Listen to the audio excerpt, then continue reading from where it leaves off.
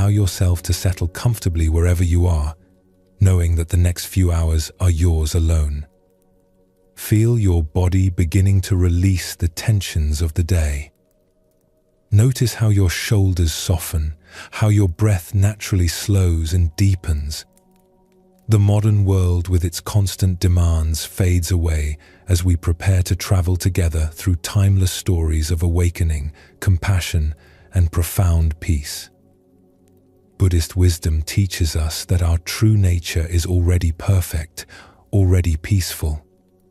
Tonight, through gentle stories and teachings, we'll rediscover this truth that lives quietly within you.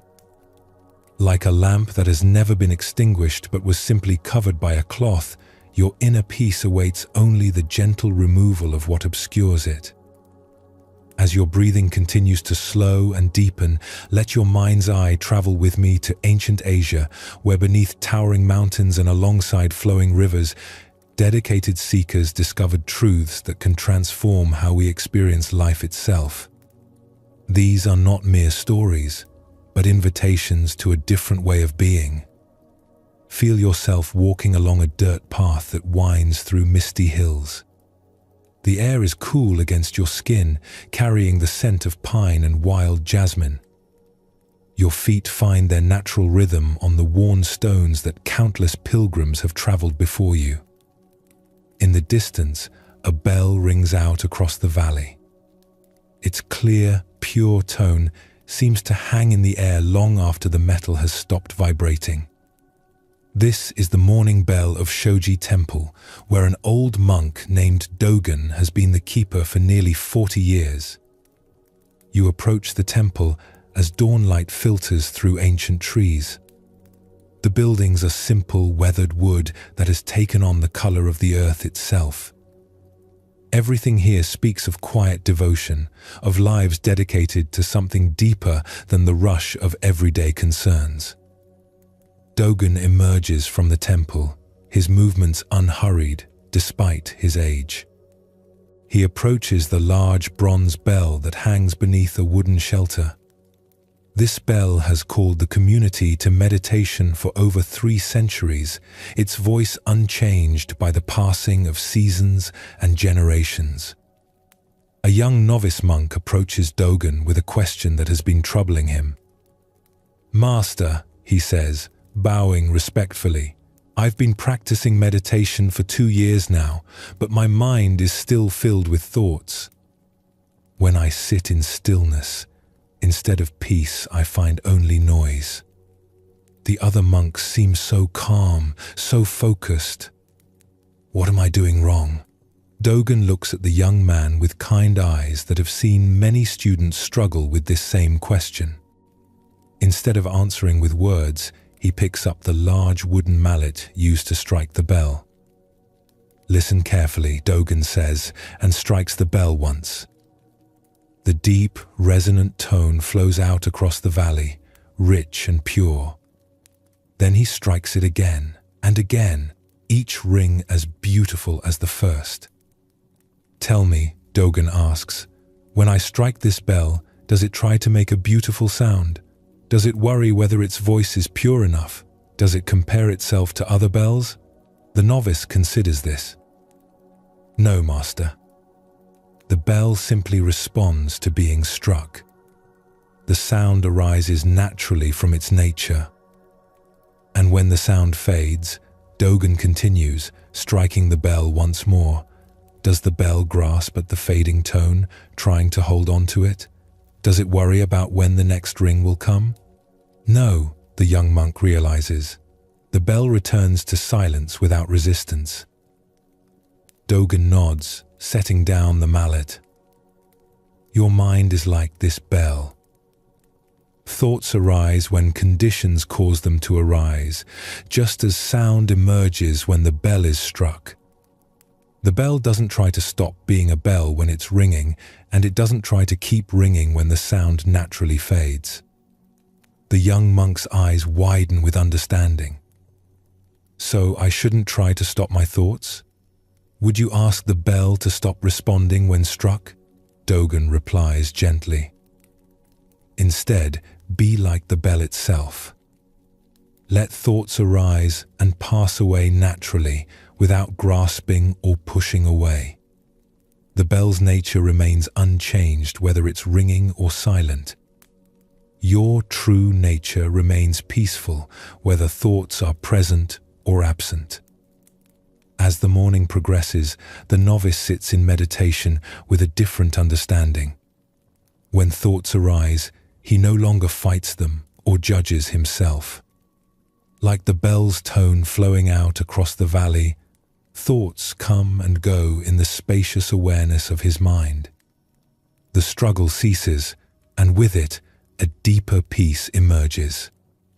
Years later, when the novice has become a teacher himself, visitors often comment on the unusual serenity that seems to surround him. He always credits his old teacher Dogen and points to the temple bell. "That bell taught me everything I needed to know about meditation," he says with a smile.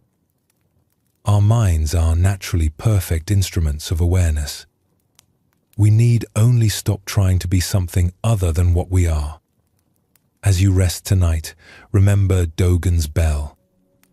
Notice how thoughts naturally arise and pass away in your awareness like sounds echoing across a valley. There's no need to fight this natural process, no need to judge yourself when your mind wanders. Like the bell returning to silence, your awareness remains peaceful and unchanged beneath the movement of thoughts. Let your breathing deepen as you feel this truth settle into your understanding. Your mind, like the bell, has a natural state of peace that is never truly disturbed by the temporary sounds that pass through it. As your body grows heavier and more relaxed, let your mind travel to a small temple garden in the mountains of Tibet. Here, an old monk named Tenzin has tended the same patch of earth for 30 years. The garden is renowned throughout the region, not for exotic flowers or perfect landscaping, but for something much more unusual. The morning sun slants through the Himalayan air as you approach Tenzin, who kneels beside a bed of vegetables. His weathered hands move slowly through the soil, and you notice something remarkable. Among the carefully tended plants grow what most would call weeds. Dandelions bloom alongside sacred lotus flowers, wild grasses grow beside meditation herbs, and thorny brambles intermingle with fragrant jasmine. A visiting monk from the valley below watches Tenzin work, his confusion evident. Finally, he approaches the old gardener with a respectful bow. "Venerable Tenzin," the visitor says, "I've heard of your garden's fame, but I must admit I'm puzzled. In my monastery, we work very hard to remove all weeds, to create perfect order and beauty. But here you seem to welcome everything. Surely these wild plants compete with your cultivated ones?" Tenzin sits back on his heels, his face serene as he considers the question. He gestures toward a cluster of dandelions growing beside some carefully planted herbs. "Tell me, friend," Tenzin says, "who decided that some plants are weeds and others are flowers? Who determined that one form of life is more welcome than another?" The visiting monk starts to answer, then pauses, realizing the depth of the question. Tenzin continues, his voice gentle as the morning breeze. "When I first came to this garden 30 years ago, I too spent my days pulling out unwanted plants, fighting against what I judged as imperfect. I was exhausted, frustrated, and the garden never looked the way I thought it should." He stands slowly, brushing soil from his hands. "Then one day, I sat quietly among these plants and really looked at them. I saw that the dandelions fed the bees just as surely as the planted flowers. The wild grasses prevented erosion and provided shelter for small creatures. Even the thorny brambles had their purpose, protecting delicate seedlings from harsh winds." The visiting monk looks around the garden with new eyes, beginning to see the intricate web of relationships Tenzin describes. I realized, Tenzin continues, that my idea of the perfect garden was causing me to fight against the natural wisdom of life itself. Each plant has its role, its gift. When I stopped labeling them as wanted or unwanted, and instead learned to work with their natural qualities, the garden began to flourish in ways I never could have planned. He points to a section where wild mint grows alongside cultivated vegetables. The mint keeps insects away from the tomatoes. The deep roots of what I once called weeds bring minerals up from the subsoil to nourish the shallow-rooted herbs. What I thought was chaos was actually a deeper order that my limited understanding couldn't grasp. The visiting monk nods slowly. But surely some plants are harmful? Some things must be removed? Ah, Tenzin smiles. Now you ask the deeper question. Yes, sometimes intervention is needed. But I've learned to distinguish between what is truly harmful and what I simply don't understand. A plant that crowds out others completely or brings disease requires attention. But most of what I once fought against was simply different from my expectations. As the morning unfolds, Tenzin shows the visitor how he works with the garden's natural tendencies. He doesn't impose rigid order, but guides growth with gentle wisdom. Some plants he relocates to where they can thrive without overwhelming others. Some he prunes to encourage balance. But he no longer wages war against the natural world. The most important lesson, Tenzin says, as they sit quietly among the diverse plants, is that peace comes not from perfect control, but from wise acceptance. This garden has taught me to approach my own mind the same way. The visitor looks puzzled, so Tenzin explains further. Our minds are like gardens too. Thoughts and emotions arise naturally, some we welcome, and some we judge as weeds. For years I fought against anger, fear, and doubt, trying to cultivate only positive thoughts. But this created the same exhaustion I felt in the garden. Now I treat difficult emotions like these wild plants. I acknowledge them, learn from them, and work skillfully with their energy rather than trying to eliminate them completely. Anger, when understood, can become passionate compassion. Fear can become wise caution. Doubt can become healthy questioning. As the day progresses, the visiting monk finds himself relaxing in ways he hasn't experienced in years. The garden's acceptance of diversity, its allowance for imperfection, creates a peace deeper than any he's found in perfectly manicured temple grounds. When he prepares to leave, he bows deeply to Tenzin. Thank you for showing me the wisdom of the unweeded garden. I understand now that I've been making life much harder than it needs to be. Tenzin nods, his hands already returning to the soil. Remember, friend, perfection is not about controlling every detail. True perfection lies in understanding the natural wisdom that connects all things, then working harmoniously with that wisdom rather than against it. As you rest tonight, consider your own inner garden. What thoughts and feelings have you been treating as weeds, fighting against, and trying to eliminate? Can you sense the natural wisdom in allowing them to exist while skillfully guiding their growth? Notice how your body naturally relaxes when you stop fighting against the thoughts that arise.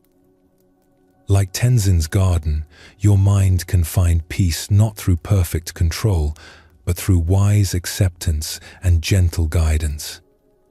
Feel your breathing slow as you imagine yourself sitting in that mountain garden, surrounded by the perfect imperfection of life flowering in all its diverse forms. Here, in this place of acceptance, true rest becomes possible. Let your awareness drift deeper now, like settling into still water. Feel yourself traveling to a remote forest path in ancient China where tall pines cast long shadows and the air carries the scent of earth and moss. Walking along this isolated trail is a Buddhist monk named Ryokan. His robes are simple, patched in several places, and he carries only a small bundle containing his few possessions, a spare robe, a wooden bowl, and a collection of writings about compassion and wisdom that he plans to share at the next village. Ryokan walks with the unhurried pace of someone who has nowhere urgent to be. His face reflects the calm contentment that comes from years of meditation practice. He pauses occasionally to appreciate a bird's song or the play of sunlight through the leaves, finding joy in the simple gifts each moment offers. As evening approaches and shadows lengthen, Ryokan becomes aware of footsteps behind him on the path. Soon, a rough-looking man emerges from behind the trees, blocking the monk's way. The man's clothes are worn and dirty, his face hardened by years of difficult living, and in his hand he holds a long knife that glints in the fading light. "Stop there, monk," the bandit says, his voice harsh with desperation. "I know your type carries money for temples and poor people. Hand over whatever you have, or things will go badly for you." Most people would respond to such a threat with fear, anger, or attempts to bargain or escape. But Ryokan simply stops walking and regards the bandit with the same gentle attention he had given to the birds and trees. There's no fear in his eyes, but neither is there any judgment or condemnation. "Of course, friend," Ryokan says calmly, setting down his bundle. "You may have anything I carry, but I should warn you, my possessions are quite simple. You may be disappointed." The bandit, expecting resistance or pleading, is momentarily taken aback by this response. He watches suspiciously as Ryokan opens his bundle and lays out its contents, the spare robe, the wooden bowl, and the small collection of writings. "This is everything?" the bandit asks, his voice betraying confusion. "No money, no hidden valuables?" Ryokan shakes his head with a gentle smile. "I'm afraid not. I live very simply, accepting only what I need for each day. But please, take whatever might be useful to you." The bandit stares at the meager possessions, then at the monk's face. Instead of the fear or anger he's accustomed to seeing, he finds only genuine kindness and concern. This unexpected response begins to crack something hard inside him. "What kind of man are you?" the bandit asks, his voice softer now, the knife lowering slightly. "Aren't you afraid? Don't you want to keep your things?" Ryokan considers the question thoughtfully. "I've learned that the things we cling to most tightly often become the source of our greatest suffering. These possessions serve me when they're needed, but they don't define who I am. If they can serve you better now, then this is where they belong." The bandit looks down at the simple robe and bowl, then back at the monk's face. "But how will you manage without these things? How will you eat? Where will you sleep?" "The same way I managed before I had them," Ryokan replies gently, with trust that each day provides what is truly needed. "I've found that when we release our grip on security, life often supports us in unexpected ways." For a long moment, the two men stand in the forest twilight, the atmosphere having completely transformed from threat to something approaching intimacy.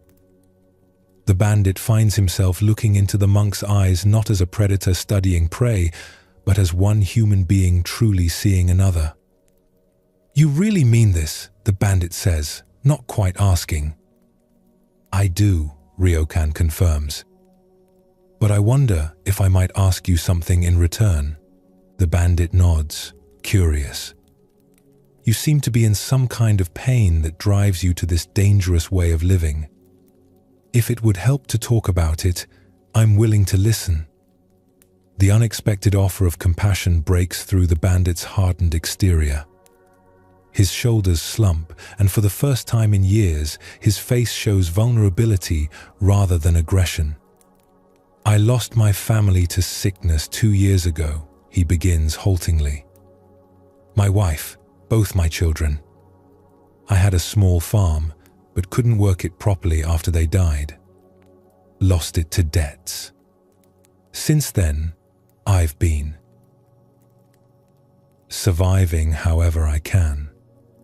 Ryokan listens with complete attention, his face reflecting genuine compassion for this man's suffering. When the bandit finishes, the monk sits down on a fallen log and gestures for him to join him. "Grief can make us feel like we've lost not just our loved ones, but ourselves as well," Ryokan says quietly. "The pain becomes so overwhelming that we'll do anything to avoid feeling it fully. But running from grief is like trying to outrun our own shadow." They sit together in the growing darkness.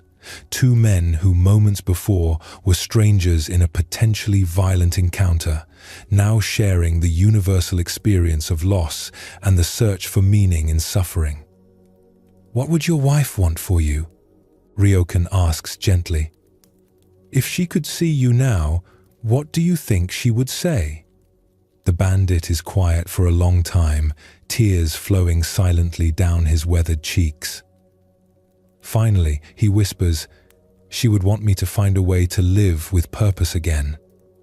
She always said I had a good heart beneath my rough exterior."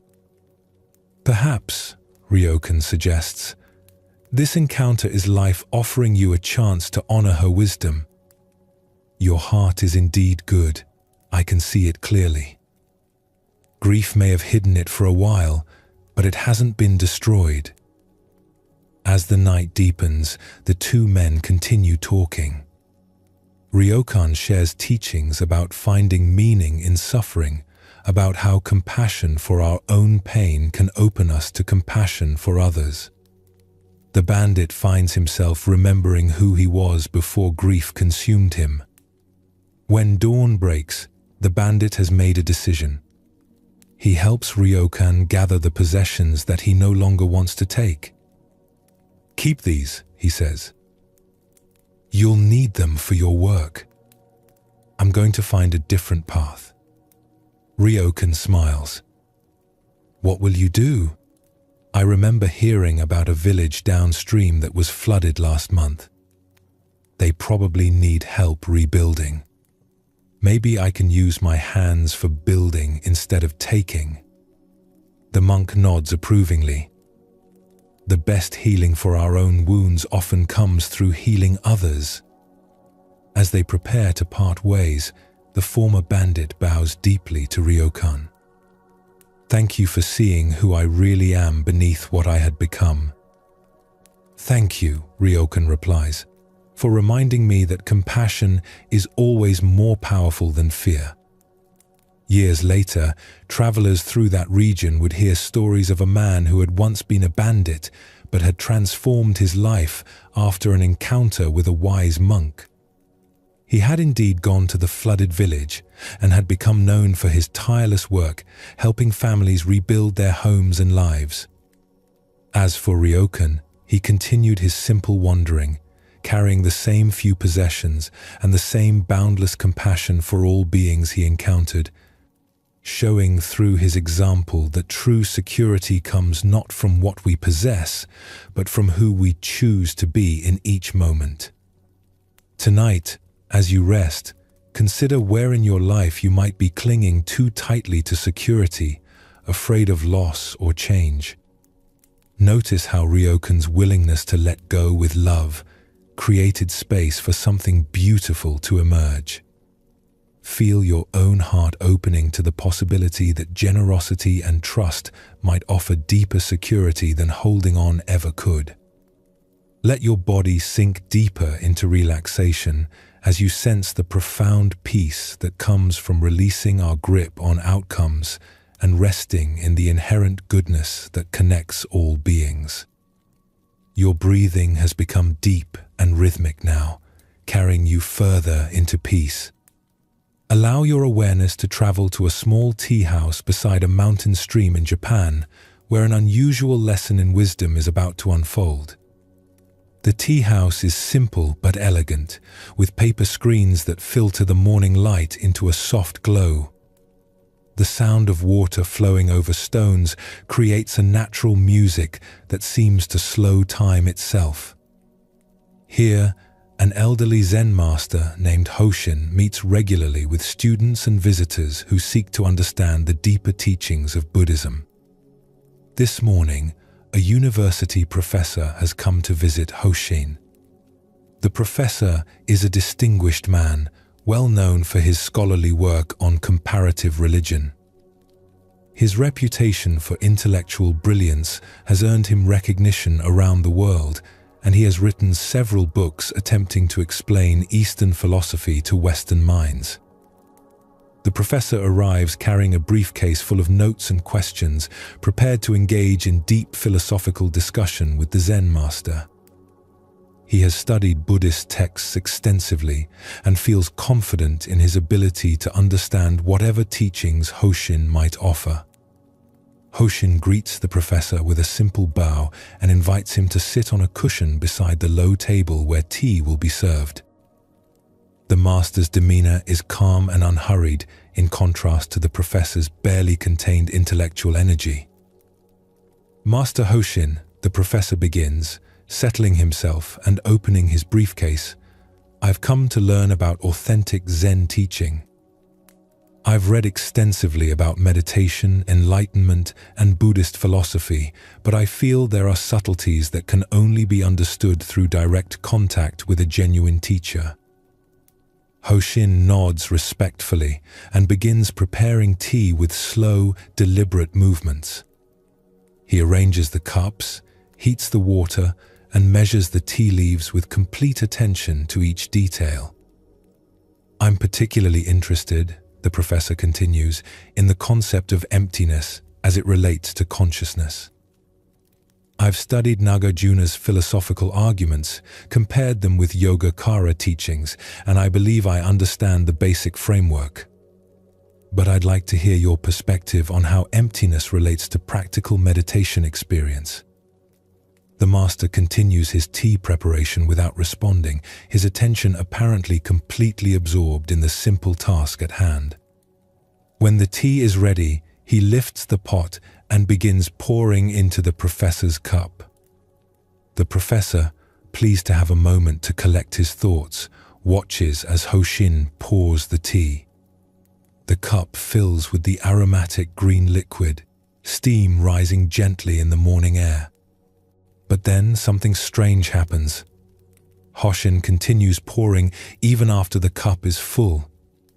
Tea begins to overflow, spilling onto the wooden table and dripping to the floor.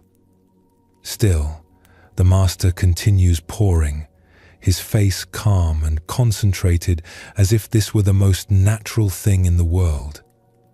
"Master!" the professor exclaims, jumping to his feet. "Stop! The cup is already full. No more tea can go in." Hoshin finally sets down the teapot and looks at the professor with clear, peaceful eyes. "Exactly," he says simply. The professor stares at the overflowing cup, then at the master's serene face, confusion evident in his expression. "I don't understand. What does this have to do with my questions about emptiness and consciousness?" Hoshin gestures toward the spilled tea. "Like this cup, you come to me already full of knowledge, concepts, opinions, and preconceptions about what Zen teaching should be. How can I share anything new with you when there is no space left for fresh understanding?" The professor's mind reels as he processes this simple but profound demonstration. His academic training has taught him to approach new information by relating it to what he already knows, by fitting it into existing frameworks of understanding. But Hoshin is suggesting something entirely different. "Are you saying my knowledge is worthless?" the professor asks, somewhat defensively. "Not worthless," Hoshin replies gently, "but like water already in the cup, it prevents new water from entering. To truly receive new understanding, one must first empty the cup of assumptions about what that understanding will look like." The master begins cleaning up the spilled tea with the same careful attention he gave to preparing it. "Your scholarly work has value in its proper place. But if you want to experience the reality that these concepts point toward, you must be willing to temporarily set aside everything you think you know." The professor sits quietly, watching Hoshin's methodical cleanup. Something in the master's calm certainty begins to affect him, creating a space of doubt in his intellectual confidence. "But how does one empty the cup of knowledge?" the professor asks. "I can't simply forget everything I've studied." Hoshin places the clean cup before him, now genuinely empty. "Watch," he says, and begins pouring fresh tea. This time, the cup receives the liquid completely, with no spillage, no waste. Emptying the cup doesn't mean destroying knowledge, the master explains. It means holding it lightly, being willing to see beyond it. When you sit in meditation, can you set aside your ideas about what meditation should accomplish? When you encounter a teaching, can you hear it fresh without immediately comparing it to what you've read before? The professor considers this, beginning to recognize how his scholarly approach might actually be limiting his direct experience. "You're suggesting that expertise can become a barrier to learning?" "I'm suggesting that true learning requires what we call beginner's mind," Hoshin replies. "In the beginner's mind, there are many possibilities. In the expert's mind, there are few. The empty cup can hold any kind of tea. The full cup can receive nothing new." Over the following hours, the professor experiences something he hasn't felt in years: the excitement of not knowing, the openness that comes from releasing the need to understand everything immediately. Under Hoshin's gentle guidance, he begins to practice simple sitting meditation without trying to analyze or explain the experience. For the first time in decades, the professor allows himself to simply be present without needing to categorize or interpret that presence. The relief is profound. He realizes how exhausting it has been to constantly process every experience through his intellectual frameworks. As the day ends, the professor bows deeply to Hoshin. "Thank you for showing me that the wisdom I've been seeking was being blocked by my very attempts to grasp it intellectually." "The cup is naturally empty," Hoshin responds with a smile. "We only need to remember to pour out what we've accumulated so that fresh tea can be enjoyed." Years later, when the professor speaks about his encounter with Hoshin, he always mentions the overflowing teacup. "That simple demonstration taught me more about the nature of mind than all my years of academic study," he says. Sometimes the most profound wisdom comes through unlearning rather than learning.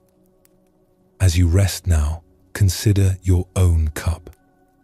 What beliefs, assumptions, or fixed ideas might you be holding so tightly that they prevent new understanding from entering? Can you feel the relief that comes from temporarily setting aside the need to know and categorize everything? Tonight, let your mind become like Hoshin's empty cup, spacious, receptive, ready to be filled with the natural peace that emerges when we stop trying so hard to understand and simply allow ourselves to be present with what is. Feel your body growing heavier as you release into this emptiness that is actually fullness, this not knowing that contains all wisdom. As we proceed along our journey, feel how these ancient teachings have begun to work their gentle magic within you. The monastery bell reminds us that our natural state is peaceful awareness, unchanged by the thoughts that come and go. Tenzin's garden shows us the wisdom of accepting life as it unfolds, working skillfully with what arises rather than fighting against it. Ryokan's encounter with the bandit reveals how compassion can transform even the most difficult situations, and how letting go with love creates space for unexpected beauty. Hoshin's empty cup teaches us that true learning often requires releasing what we think we already know, making space for fresh understanding. These stories live now in your heart, not as memories to be remembered, but as seeds of wisdom to grow and flower in their own time. As your breathing continues to slow and deepen, feel yourself drifting toward the threshold of sleep, carried by the peaceful current of ancient wisdom. The next part of our journey will explore how Buddhist teachings guide us in the art of letting go, showing us that freedom comes not from grasping what we want, but from releasing our hold on how we think life should be. These gentle teachings on non-attachment and impermanence will carry you even deeper into rest and understanding. As we continue deeper into this peaceful night of wisdom, feel your body settling even further into comfort. The foundation stories have prepared rich soil in your awareness, and now we explore one of Buddhism's most liberating teachings, the art of letting go. Your breathing naturally slows as we journey into understanding how attachment creates suffering and how release brings freedom. These are not teachings that ask you to care less, but rather to love more freely, without the tight grip of possession that turns joy into anxiety. Let the gentle wisdom of these ancient stories wash over you like a warm stream, carrying away the tensions and grasping that may have accumulated in your heart during the day. Feel yourself walking through the bustling streets of an ancient Tibetan trading town, where merchants from many lands gather to exchange goods and stories. The air carries the scent of yak butter, tea and incense, mixed with the leather of saddlebags and the dust of long journeys. Among the merchants is a man named Tenzin, whose success in trading has made him wealthy beyond his early dreams.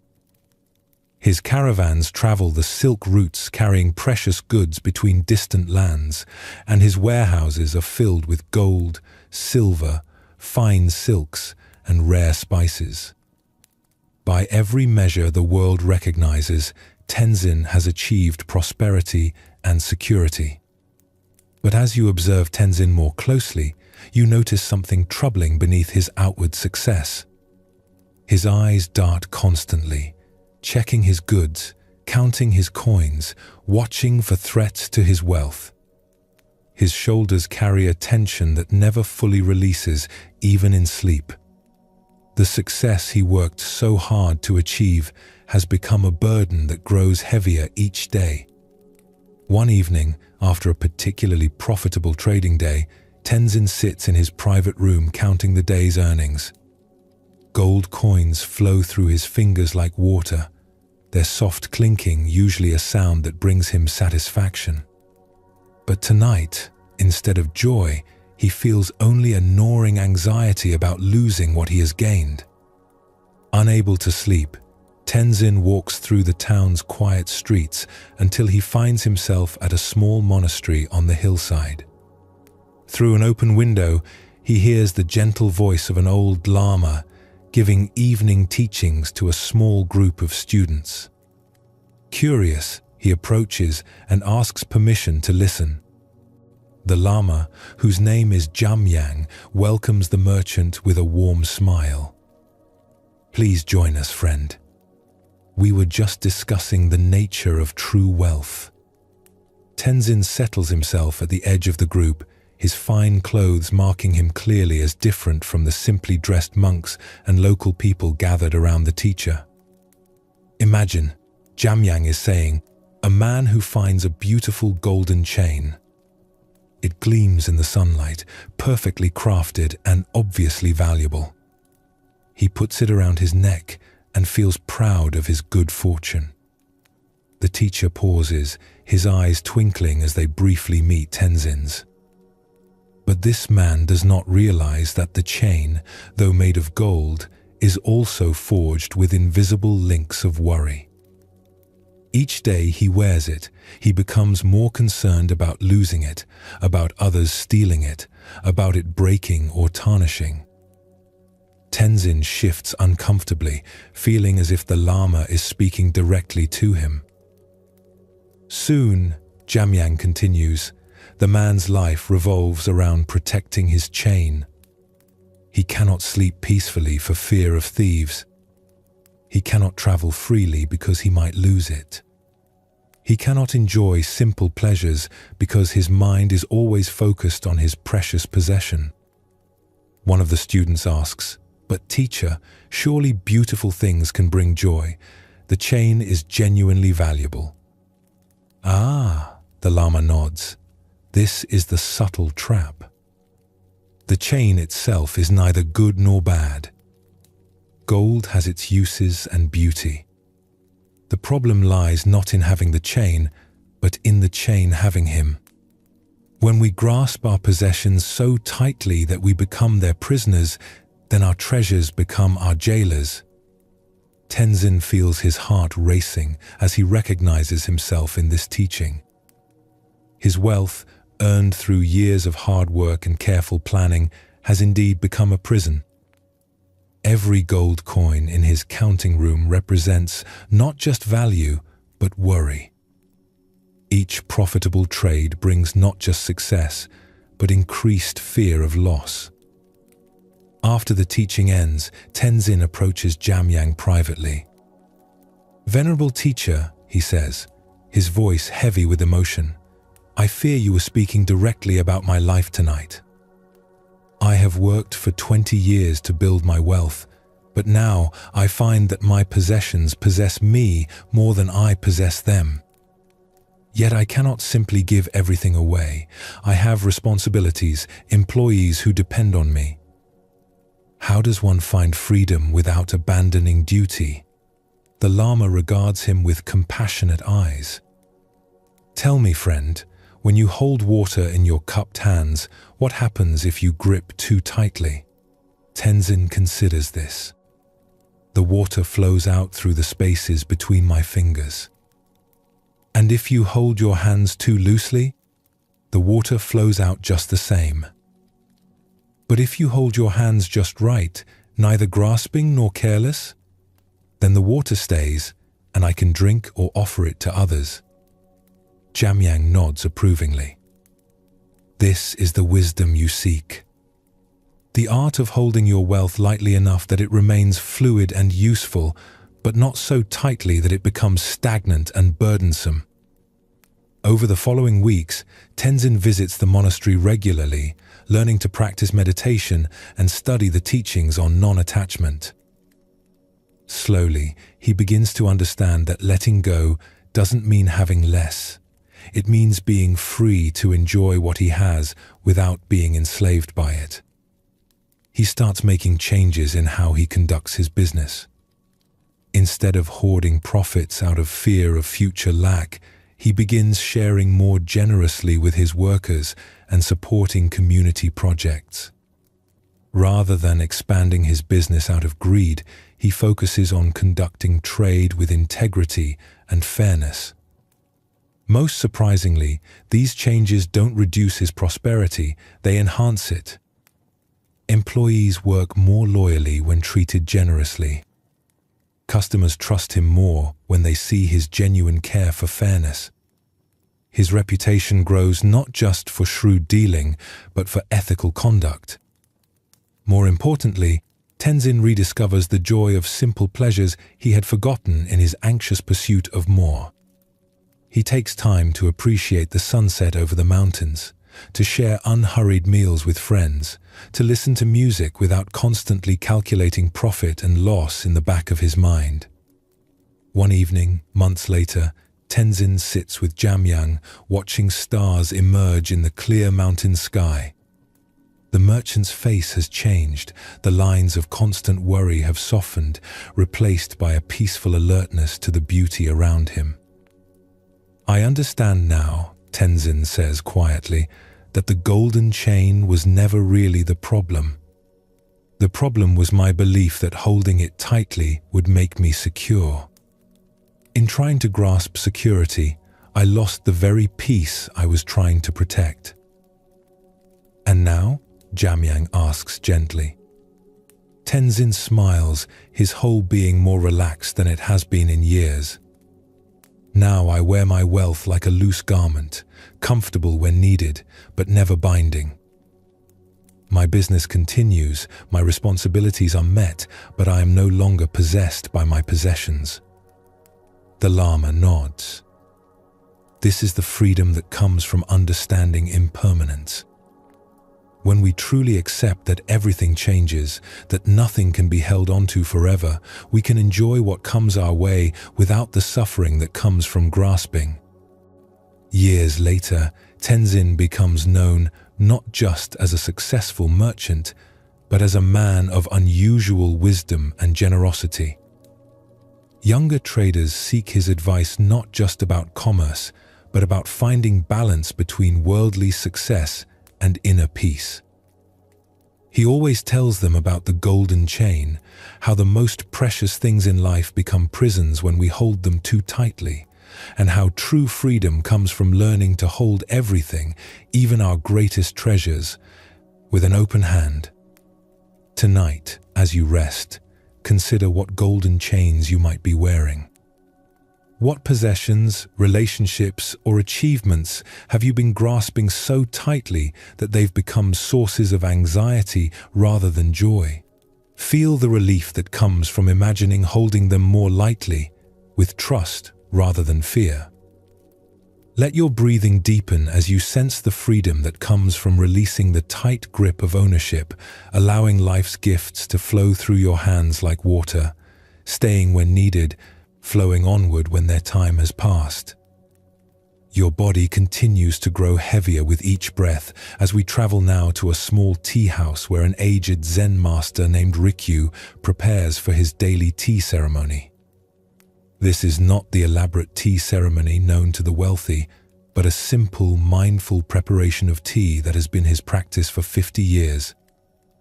The room is spare but beautiful, with paper screens filtering gentle light and a single scroll hanging in the alcove. On a wooden shelf sits Rikyu's most treasured possession, a tea bowl that has been in his family for generations. The bowl is not flashy or ornate, but it holds perfect proportions, its glaze the subtle color of autumn leaves. This bowl has been with Rikyu through all the seasons of his life. He drank his first tea as a young student from this bowl, shared countless moments of contemplation with it in his hands, and offered tea to visitors from its humble depths. It has become, in a way, an extension of his own practice, a silent witness to decades of mindful presence. Today, Rikyu's young apprentice, Koji, watches as the master prepares tea with his usual careful attention. Every movement is deliberate but not forced, every gesture arising from years of practice that has made the complex simple. As Rikyu lifts his beloved bowl, filled with perfectly prepared tea, his aged hands tremble slightly. This is new. His grip, once sure and steady, has begun to betray the advancing years. The bowl slips from his fingers and falls to the wooden floor with a soft crash.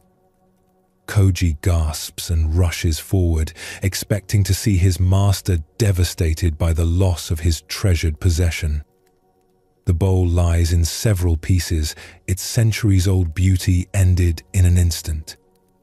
Any repair would leave visible scars, changing its character forever. But as Koji looks at Rikyu's face, he sees something completely unexpected. Instead of grief or anger, the master's expression holds a peaceful wonder, as if he's witnessing something beautiful rather than tragic. Rikyu kneels beside the broken pieces, picking up each fragment with the same careful attention he gave to the intact bowl. His fingers trace the fractured edges, and to Koji's amazement, a gentle smile spreads across the old man's face. "Master," Koji says hesitantly, "I'm so sorry about your bowl. It was such a precious thing, and now..." Rikyu looks up at his young student with eyes full of quiet joy. "Koji, come and sit with me. Let me share with you what this broken bowl has just taught me." Confused but obedient, Koji settles beside his teacher, who arranges the fragments carefully on the floor between them. "For 50 years, Rikyu begins, his voice soft with wonder, "I have loved this bowl and believed I understood its nature.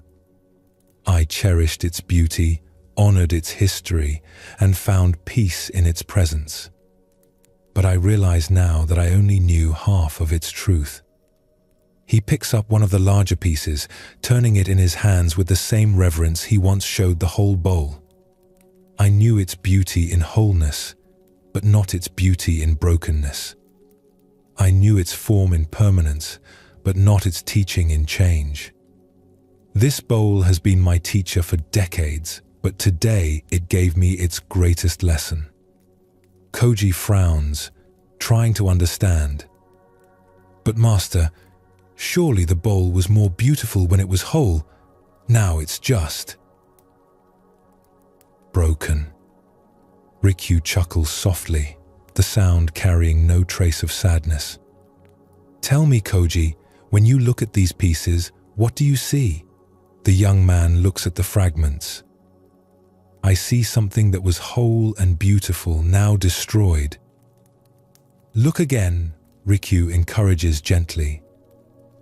"Not with your memory of what was, but with fresh eyes at what is." Koji looks more carefully at the broken pieces spread before them. Slowly, his perspective begins to shift. The fractured edges create new patterns of light and shadow. Each piece has its own unique shape, its own particular beauty that was hidden when they were joined together. "I see." Koji begins slowly. "I see that each piece has its own character now.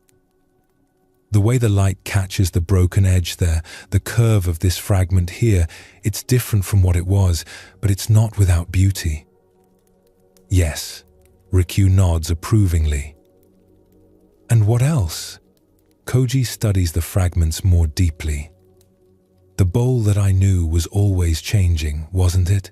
Every time we used it, every wash, every touch of our hands was slowly changing it. I just couldn't see those changes because they were so gradual." "Exactly.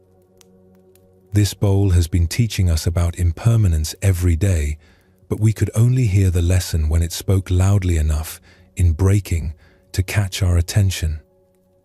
The master gathers the pieces gently, placing them in a wooden box. "For 50 years, I loved this bowl's temporary form. But I was also, without realizing it, suffering from the fear of losing that form. Every time I lifted it, part of my mind worried about dropping it. Every guest who used it made me slightly anxious about possible damage." He closes the box tenderly. "Now that fear is gone. The thing I was afraid of losing has been lost, and instead of devastation, I find freedom. I am released from the anxiety of protecting what cannot be protected forever." Koji begins to understand something profound. So the bowl's breaking was not a tragedy, but a completion of its teaching? In a way, yes. Everything in this world has the nature of breaking, changing, passing away. When we try to hold on to temporary forms as if they were permanent, we create suffering for ourselves. But when we can appreciate the beauty in each moment of a thing's existence, including its moment of change or ending, we find a deeper peace. Rikyu stands and begins preparing tea using a simple, plain bowl from his shelf. His movements are even more graceful than before, completely free from the subtle tension that comes from protecting something precious. "Will you miss the old bowl?" Koji asks. "I am grateful for every moment it graced my practice," Rikyu replies, pouring tea with serene attention. "But missing it would mean I hadn't fully received its gifts. It taught me mindfulness for 50 years, and then it taught me non-attachment in a single moment. How could I ask for a more perfect teacher?" As they share tea from the simple bowl, Koji notices that his master's presence has a new quality, lighter somehow, as if a weight has been lifted that he didn't even know he was carrying. "Master," Koji says, "will you repair the broken bowl?" Rikyu considers this question thoughtfully. "Perhaps I will practice the art of kintsugi, joining the pieces with gold, making the breaks part of its beauty rather than trying to hide them. But if I do, it will be to create something new, not to desperately restore what was lost." Years later, when visitors ask about the beautiful bowl with golden veins that sits in a place of honor in the tea house, Rikyu tells them the story of the day his favorite cup taught him its greatest lesson. "That bowl," he always says with a smile, "was never more beautiful than in the moment it let go of the form I had grown attached to." As you rest tonight, gently consider what precious things in your life you might be holding with anxiety rather than appreciation. Can you sense how the fear of losing something actually diminishes your ability to enjoy it fully? Feel the lightness that comes from appreciating the temporary beauty of all things without needing to grasp them forever. Let your breathing slow as you imagine holding your treasures like Rikyu learned to hold his bowl with gratitude for their presence, acceptance of their impermanence, and readiness to find beauty even in their changing. Feel your awareness drifting deeper now, like sinking into warm water. Let your mind travel to a small farming village nestled in a valley surrounded by gentle hills. The villagers here have worked the same land for generations, their lives flowing with the natural rhythms of planting, tending, and harvesting. Among these farmers is a man named Chen, whose rice fields have provided for his family through many seasons. Chen is known for his dedication to the land and his skill in reading the subtle signs that tell him when to plant, when to water, and when to harvest. His neighbors often seek his advice, and his family has never known hunger. But this year brings an unprecedented challenge. The monsoon rains that usually arrive like clockwork have failed to come. Week after week passes with clear skies that would normally be a blessing, but now mock the increasingly dry earth. At first, Chen responds as he always has to challenges, with increased effort. He carries water from the distant stream, making trip after trip with heavy buckets until his back aches and his hands are raw. He adjusts his planting patterns, chooses more drought-resistant seeds, and studies the sky constantly for any sign of approaching rain. As weeks become months, Chen's anxiety grows along with his efforts. He rises before dawn and works past sunset, trying through sheer determination to force his usual harvest from the unwilling earth. His wife, May, watches her husband growing thin and hollow-eyed, pouring all his strength into fighting against circumstances beyond anyone's control. The other farmers in the village respond differently to the drought. Some, like Chen, fight harder against the conditions. Others fall into despair, sitting in their houses and lamenting their fate. But one farmer, an elderly man named Lao Jiang, responds in a way that puzzles everyone. Lao Jiang spends his mornings doing the essential work, carrying what water he can to his most vital crops, caring for his animals, maintaining his tools. But instead of working frantically all day like Chen, or despairing like some others, Lao Jiang spends his afternoons sitting peacefully under an old tree, sometimes reading, sometimes just watching the sky with calm attention. Chen finds this behavior infuriating. One evening, unable to contain his frustration any longer, he confronts the old farmer. "Jiang," Chen says, his voice tight with exhaustion and stress, "how can you sit there so peacefully when our crops are dying?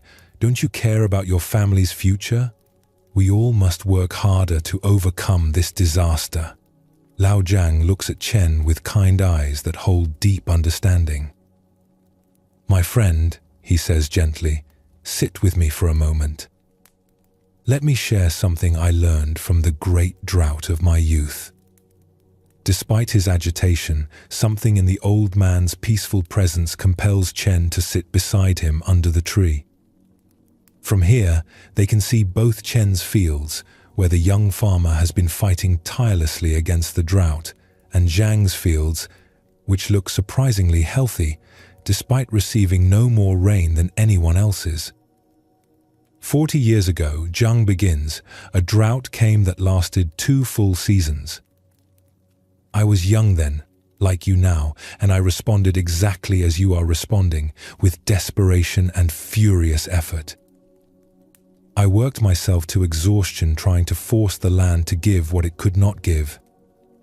Chen nods, recognizing himself in this description. By the end of that first season, Zhang continues, I had made myself sick with worry and overwork.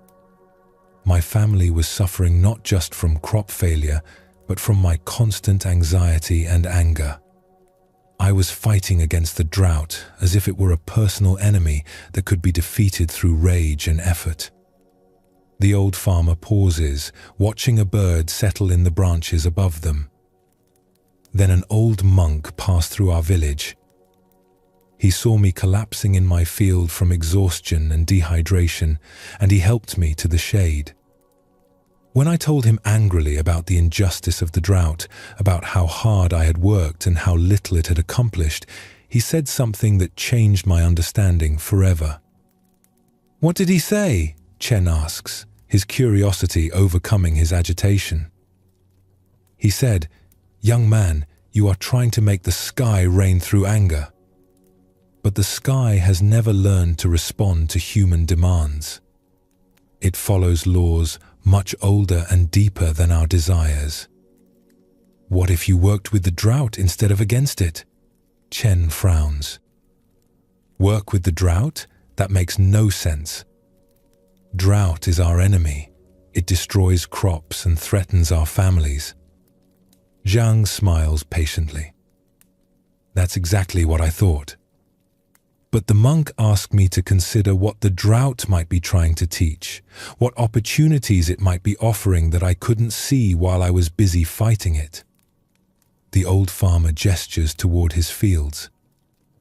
"So I began to observe the drought with curiosity instead of hatred.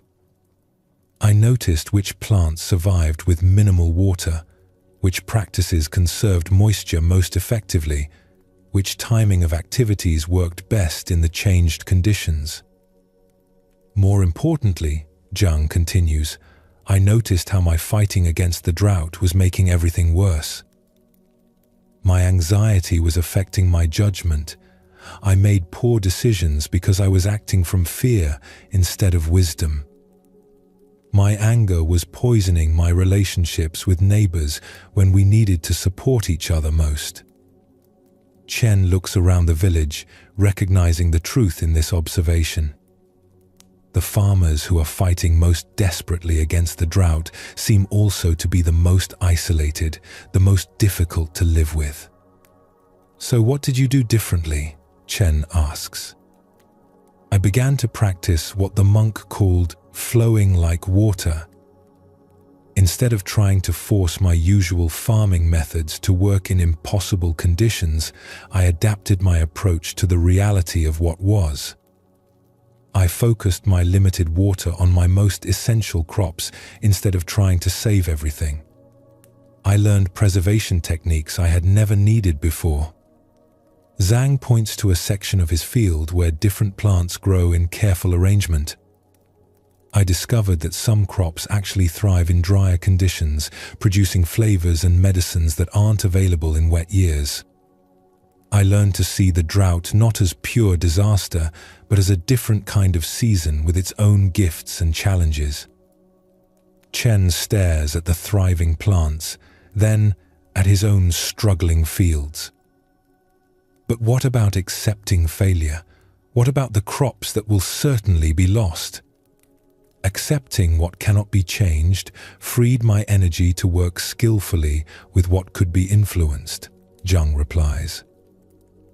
Instead of exhausting myself in futile battles, I could focus on creative solutions.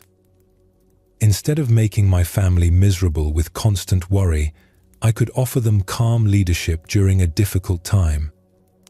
As evening light fades around them, Chen feels something shifting in his understanding. The tight knot of anxiety in his chest begins to loosen slightly. The drought will end when it ends, Zhang continues. My fighting it will not bring rain one day sooner, 0, 5, but my working skillfully within its conditions can minimize the damage and even discover new possibilities. Most importantly, I can choose whether this challenging season makes me bitter and exhausted or wise and resilient. Over the following weeks, Chen gradually changes his approach. He still works hard, but his efforts become more focused and strategic rather than desperate. He seeks advice from neighbors instead of isolating himself in prideful struggle. He experiments with new techniques suggested by the conditions rather than trying to force old methods to work. Most remarkably, Chen begins to find moments of appreciation even within the difficult circumstances. The clarity of the drought sky reveals stars he had never noticed. The simplified farm work allows more time for conversation with his children. The challenge brings out creative problem-solving abilities he didn't know he possessed. When the rains finally return, Chen's harvest is smaller than in normal years, but his family is well fed and his relationships are stronger than ever. He has learned skills and developed resilience that will serve him through future challenges of all kinds. Years later, when young farmers face their own difficult seasons, Chen shares the wisdom he learned from Lao Zhang. There are circumstances we cannot change and circumstances we can influence.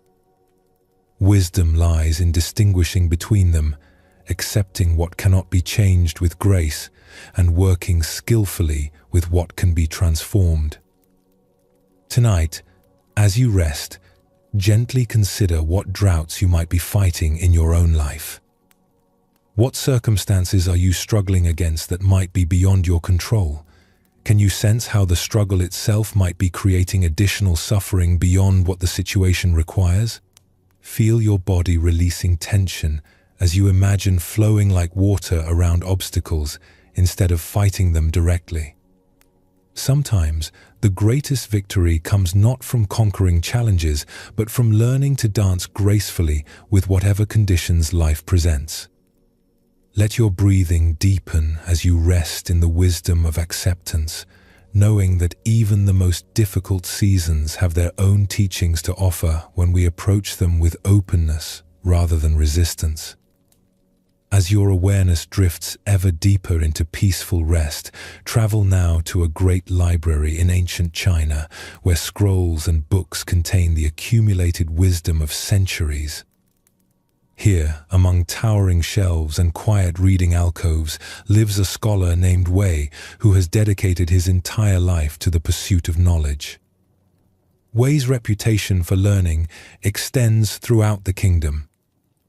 He has memorized countless classical texts, mastered several languages, and written commentaries that other scholars study with reverence. His personal collection of books and scrolls is said to be among the finest in the land, gathered through decades of careful acquisition. The library where Wei works is his sanctuary, every volume precisely organized, every text a treasured companion in his intellectual journey. He knows the location of each scroll, the particular insights contained in every commentary, the subtle differences between various editions of classical works. But Wei's relationship with his books has gradually transformed from love into obsession. He finds himself constantly worried about their preservation, spending hours each day checking for signs of damage, insects, or deterioration. He has become increasingly reluctant to lend books to other scholars, fearing they might be damaged or not returned. More troubling still, Wei realizes that his vast knowledge has begun to feel like a burden rather than a joy. Every new text he encounters must be compared to what he already knows, analyzed for its place in his elaborate mental framework, integrated into his existing understanding. The simple pleasure of discovery has been replaced by the anxious need to possess and categorize every piece of information. One day, a fire breaks out in the quarter of the city where Wei's library is located. Despite the best efforts of the fire brigade, the flames spread quickly through the wooden buildings. Wei watches in horror as his life's work, his precious books, his irreplaceable scrolls, his carefully crafted commentaries disappears into smoke and ash. The loss is complete. Nothing remains of his magnificent collection except a few volumes he happened to have with him when the fire started. 30 years of gathering, organizing, and preserving knowledge has been undone in a single afternoon. Wei's fellow scholars expect him to be devastated, and indeed, his initial shock is profound. But as the days pass, something unexpected happens. Instead of falling into despair, Wei begins to experience a lightness he hasn't felt in years. Walking through the ruins of his library, Wei encounters an old Buddhist monk who has come to offer comfort to those who lost their homes and possessions in the fire. The monk, whose name is Huineng, sits peacefully among the ashes, his simple presence somehow soothing to those who approach. "Master," Wei says, settling beside the monk, "I should be devastated by this loss, but instead I find myself feeling oddly free. Does this mean I never really loved my books? Was my scholarship meaningless?" Huineng looks at Wei with gentle understanding. "Tell me about your relationship with your books before the fire." Wei considers this question carefully. "At first, I loved them purely. Each text was a doorway to new understanding, each scroll a conversation with a great mind across time. Learning felt like exploring an infinite garden of wisdom. And later, I began to feel I owned the books rather than simply enjoying them. I became anxious about losing them, protective about sharing them. Instead of opening doors to wisdom, they became walls that separated me from other scholars. Instead of expanding my mind, my knowledge began to feel like a prison." The monk nods. "The fire has shown you the difference between true learning and mere accumulation. What remains of your scholarship now that the books are gone?" Wei looks around at the ashes, then back at his own hands, his own mind. "The insights I've gained remain. The wisdom I've internalized through years of study is still here.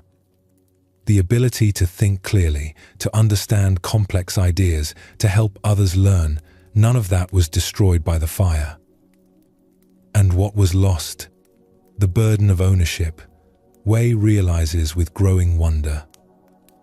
"The anxiety about preservation, the pride of possession, the need to defend my collection as if it defined who I am.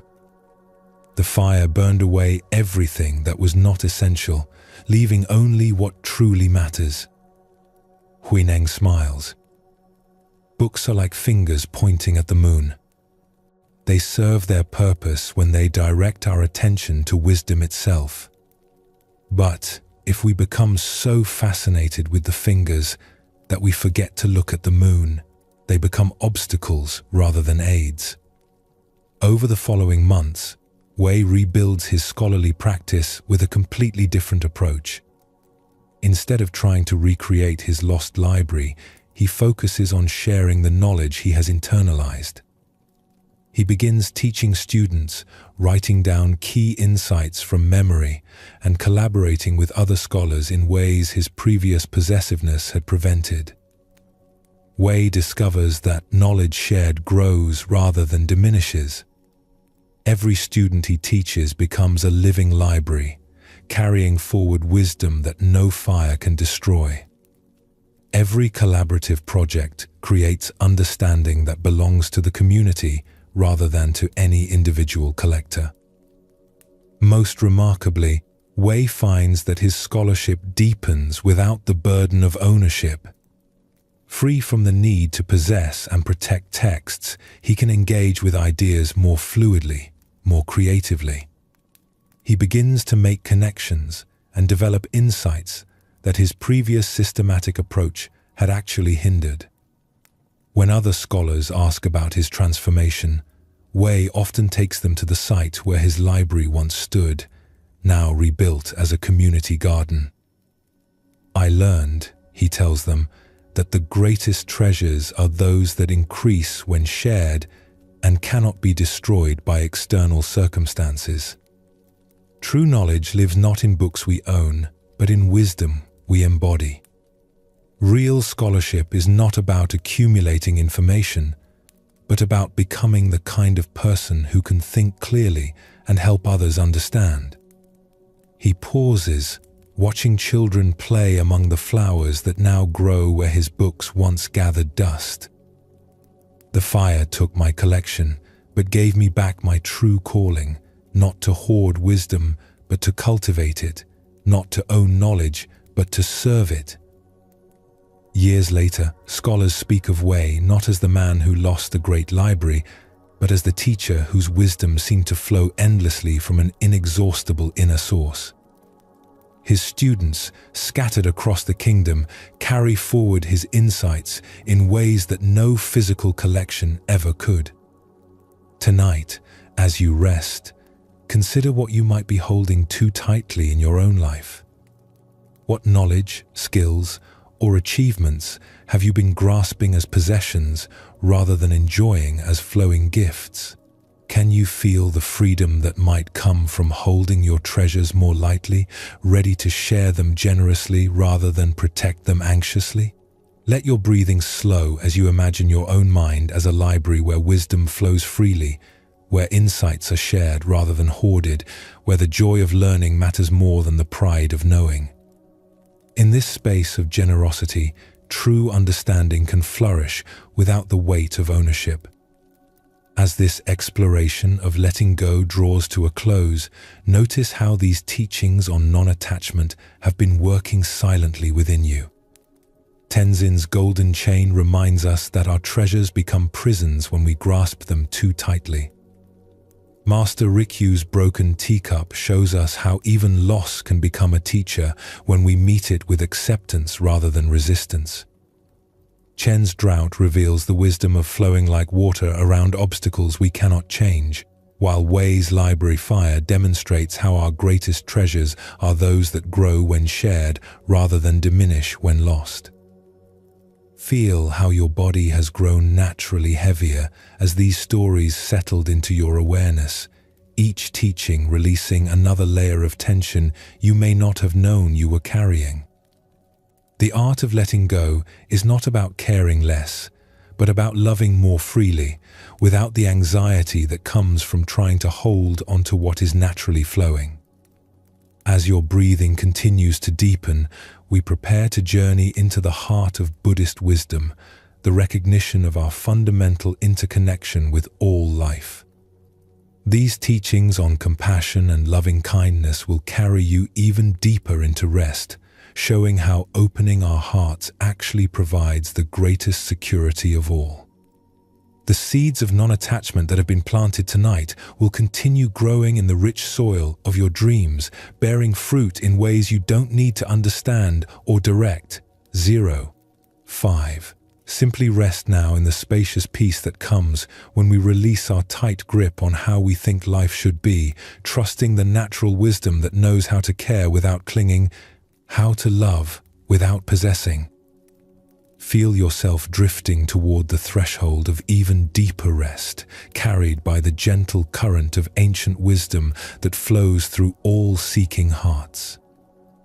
As we continue deeper into this night of gentle wisdom, your body naturally settles into profound relaxation. The teachings on letting go have created space in your heart, and now we explore how that space fills naturally with compassion, not as something we must force, but as something that flows when we remove the barriers that block it.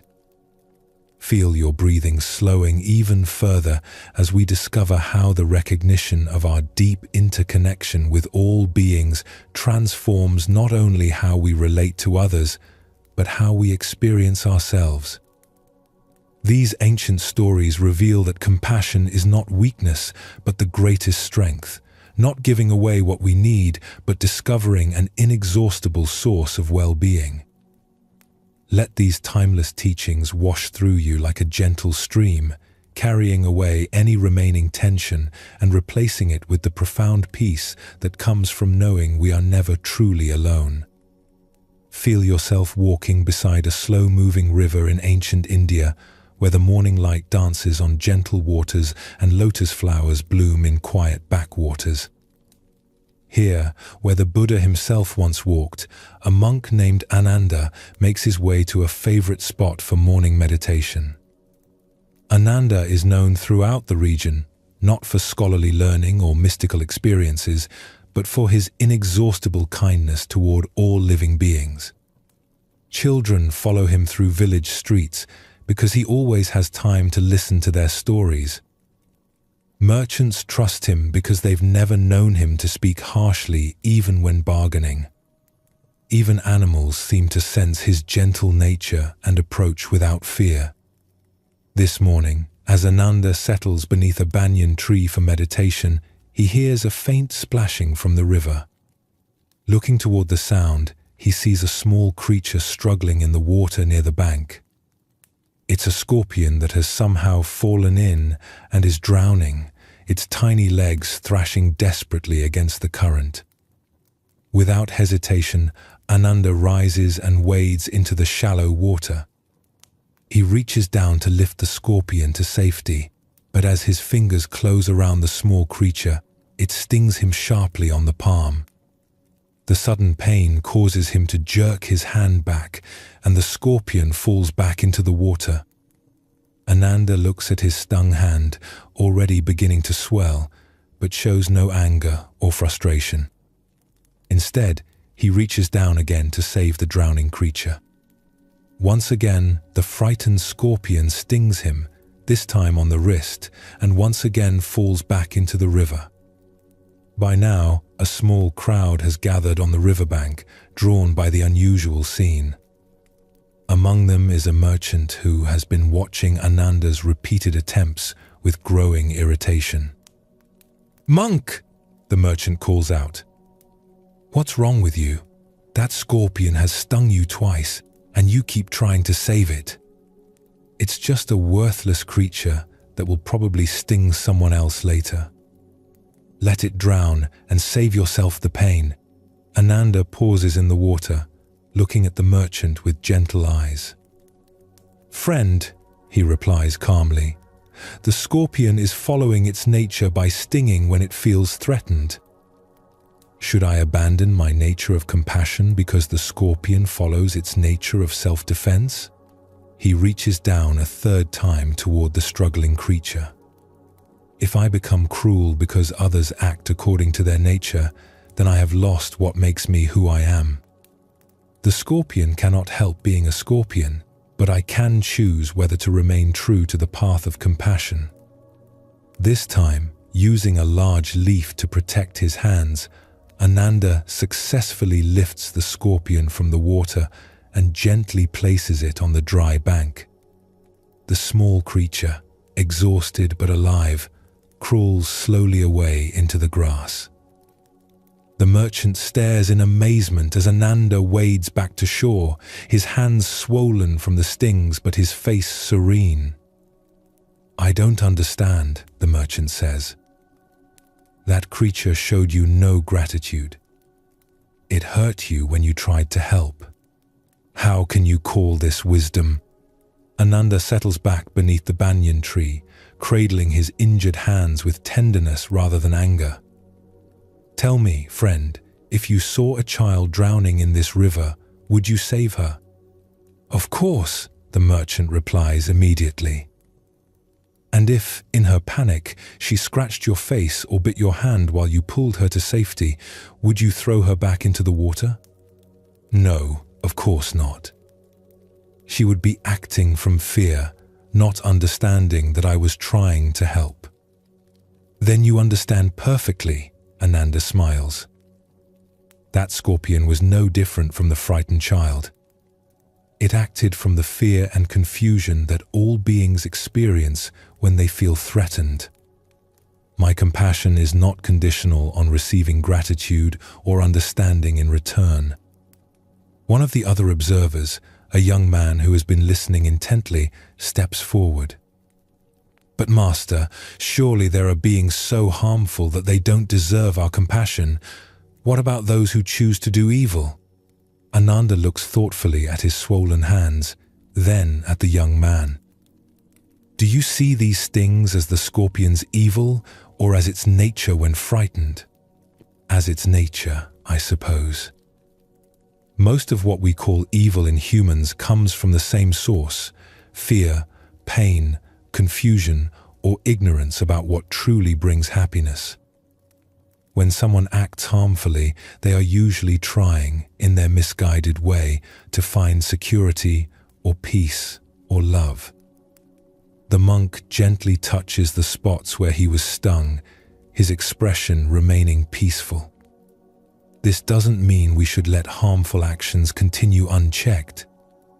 Sometimes compassion requires setting boundaries, protecting others, or even restraining someone who is causing damage.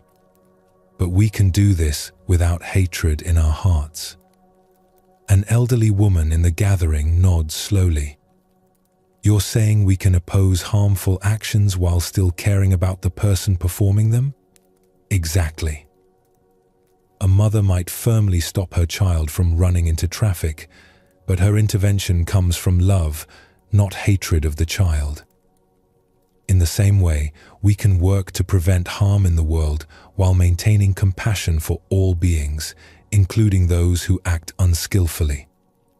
As the crowd disperses, many carrying away new understanding, the young man remains with Ananda. "Master, how do you cultivate such endless compassion? Don't you ever feel angry or want to protect yourself first?"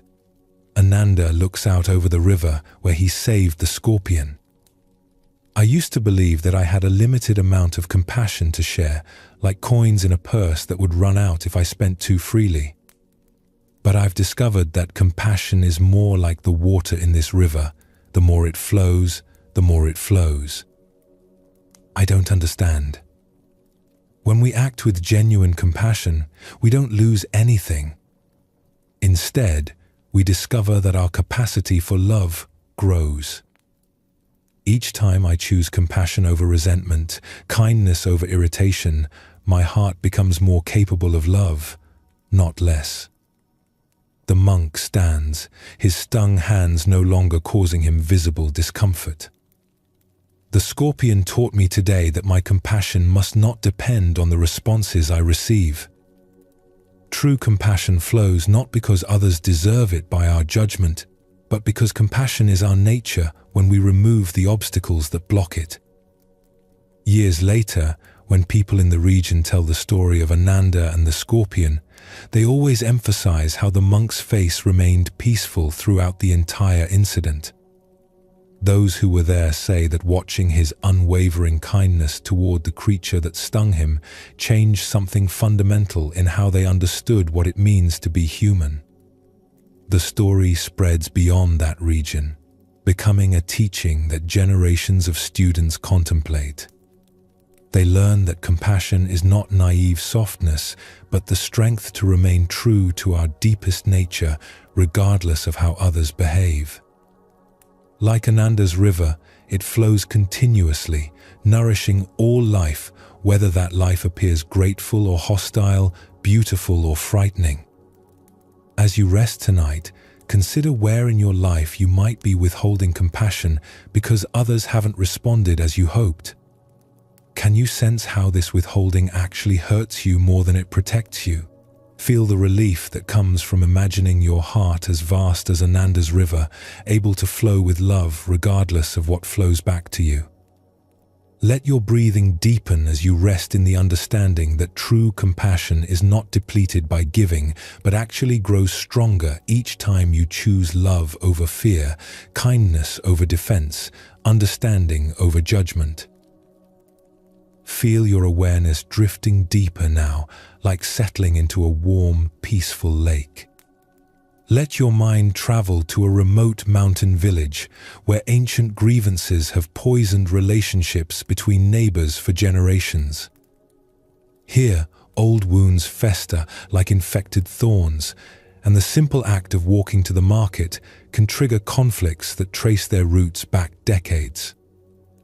Into this troubled place comes a wandering monk named Thich Min, whose reputation for healing bitter disputes has reached even these isolated mountains. The village elders have invited him reluctantly, more from desperation than faith, after their own attempts to restore peace have failed repeatedly. Thich Min arrives during the worst possible time, the anniversary of a conflict that split the village into two hostile camps. 30 years earlier, a boundary dispute between two families over water rights escalated into accusations of theft, then violence, then a blood feud that gradually pulled in every household, forcing people to choose sides. By now, the original dispute has been forgotten by many, but the hatred has taken on a life of its own. Children grow up learning to despise neighbors they've never spoken to. Simple disagreements about village decisions explode into shouting matches that reference grievances from decades past. The community that once worked together to survive harsh mountain winters now splinters its energy into endless feuds. When Thich Min enters the village, he's met with immediate suspicion from both factions. Each side assumes he must be allied with their enemies, and neither trusts him to understand the complexity of their grievances. The elders who invited him warn that he should probably leave quickly if he values his safety. But instead of addressing the feuding groups directly, Thich Min does something unexpected. He finds the village well, the one source of water that everyone must use regardless of their factional loyalties, and begins cleaning it. Working alone with quiet concentration, he removes debris that has accumulated over the years of neglect. He scrubs the stones, clears the channels, and repairs the simple mechanism that draws water from the depths. People from both sides of the village watch him suspiciously, but no one interferes with work that benefits everyone. As he works, Thich Min begins speaking, though not to any particular person or group. His voice carries clearly across the small valley, but he seems to be addressing the wind, the mountains, the ancient stones of the well itself. This well has been here for 200 years, he says, continuing his patient cleaning. It has served every family in this village, their parents and grandparents. In times of drought, it has saved lives. In times of plenty, it has been a place where neighbors met and children played. He pauses to examine a worn stone, tracing with his fingers the marks left by countless ropes, drawing countless buckets to the surface. The well doesn't choose which family deserves its water. It doesn't remember old arguments or take sides in disputes. It simply offers what it has to anyone who approaches with respect and need. Several villagers have drawn closer, ostensibly to get water, but actually to hear the strange monk's words. I wonder, Thich Minh continues, what this well might teach us about the nature of nourishment. Water taken from here becomes part of every person in the village, regardless of their family name or their grievances. The same water that flows in your body flows in your neighbor's body. How can we be enemies when we are made of the same substance? An old man from one faction mutters loudly enough for others to hear, easy words from someone who doesn't know our history. This monk hasn't lived with the treachery and betrayals we've endured. Thich Minh looks up from his work, his eyes meeting the old man's with genuine interest rather than defense. You're absolutely right, grandfather. I don't know your specific history, and I won't pretend that your pain isn't real or justified. Will you teach me about it? The unexpected invitation disarms the old man's aggression.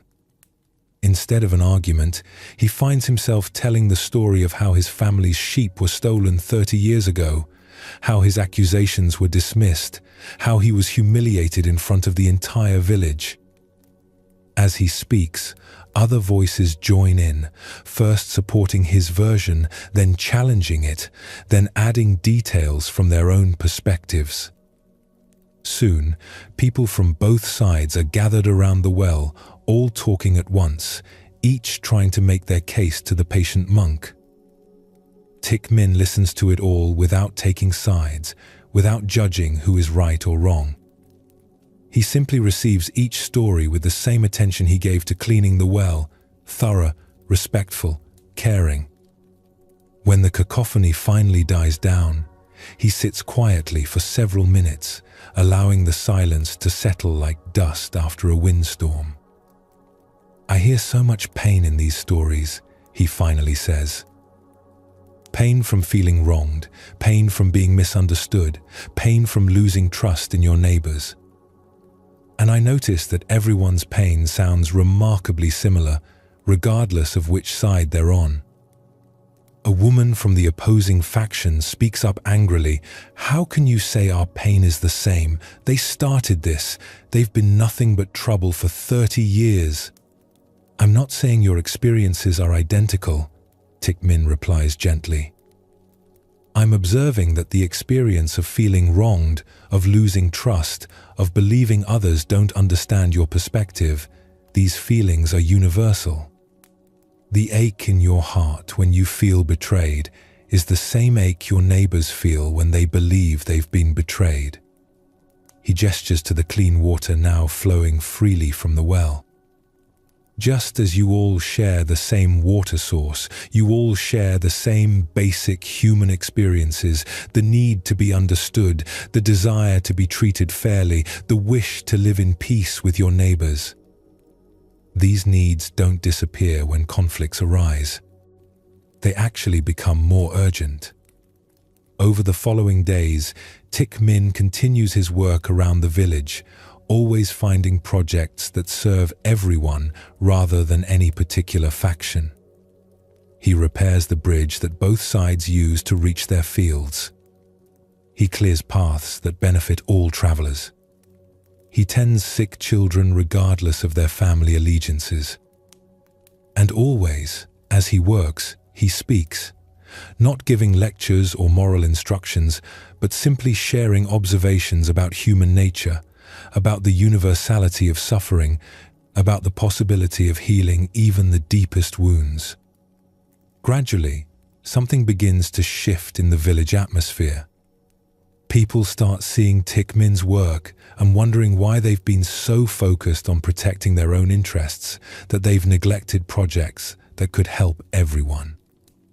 Children, who naturally gravitate toward the kind monk, begin playing together across factional lines for the first time in years. The turning point comes when a late-season storm damages several houses on both sides of the village divide. Traditionally, Each faction would help only their own members, jealously guarding their resources and labor. But as people assess the damage, they realize that Thich Minh's month of patient example has planted seeds of broader perspective. An elder from one family quietly begins helping repair a roof belonging to their supposed enemies. A woman who hasn't spoken to her neighbor in 15 years offers to share her food while the neighbor's kitchen is being rebuilt. These small acts of crossing boundaries spread like ripples from a stone thrown in still water. Soon, the division between helpers and recipients no longer follows the old factional lines, but simply reflects who needs help and who can provide it. When the storm repairs are complete, the village looks different, not just physically, but spiritually. People are still cautious, still carrying scars from decades of conflict, but something fundamental has loosened in the communal heart. Before leaving, Thich Minh gathers the village around the clean, flowing well for a final teaching. "I'm not naive enough to believe that 1 month can erase 30 years of hurt," he tells them. Healing deep wounds takes time, patience, and courage from everyone involved. But I've watched you rediscover something that was never actually lost, your capacity to care for each other across the lines that seem to divide you. He draws a bucket of water from the well, offering cups to everyone present. This water doesn't know which of you it will nourish. It doesn't carry grudges or remember old disputes. It simply offers life to anyone who will receive it. You have that same capacity to nourish life in your community regardless of past conflicts. As people share the water, some drinking from the same cup as neighbors they had considered enemies that morning, the symbolism is not lost on anyone. Years later, travelers passing through the mountain village often comment on the unusual harmony they observe, not the artificial peace of suppressed conflict, but the mature cooperation of people who have learned to work together despite their differences. When asked about this transformation, villagers inevitably tell the story of the monk who came during their darkest time and taught them to see their shared humanity by cleaning their common well. Tonight, as you rest deeply, consider what wells you might share with those you consider different from yourself, the same needs for understanding, safety, love, and meaning that flow through all human hearts. Can you feel how recognizing this shared source might transform conflicts that seem insurmountable? Let your breathing slow as you rest in the understanding that what divides us is often far less significant than what connects us. That healing ancient wounds begins with the willingness to see our shared humanity beneath surface differences.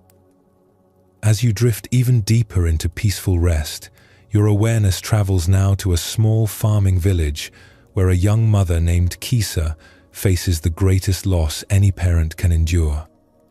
The morning began like any other, with her toddler son playing in the garden while she prepared the day's meals.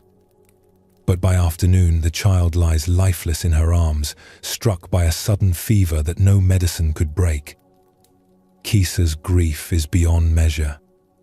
She cradles her son's small body, refusing to believe that his bright spirit has departed, refusing to accept that she will never again hear his laughter or feel his small hand in hers.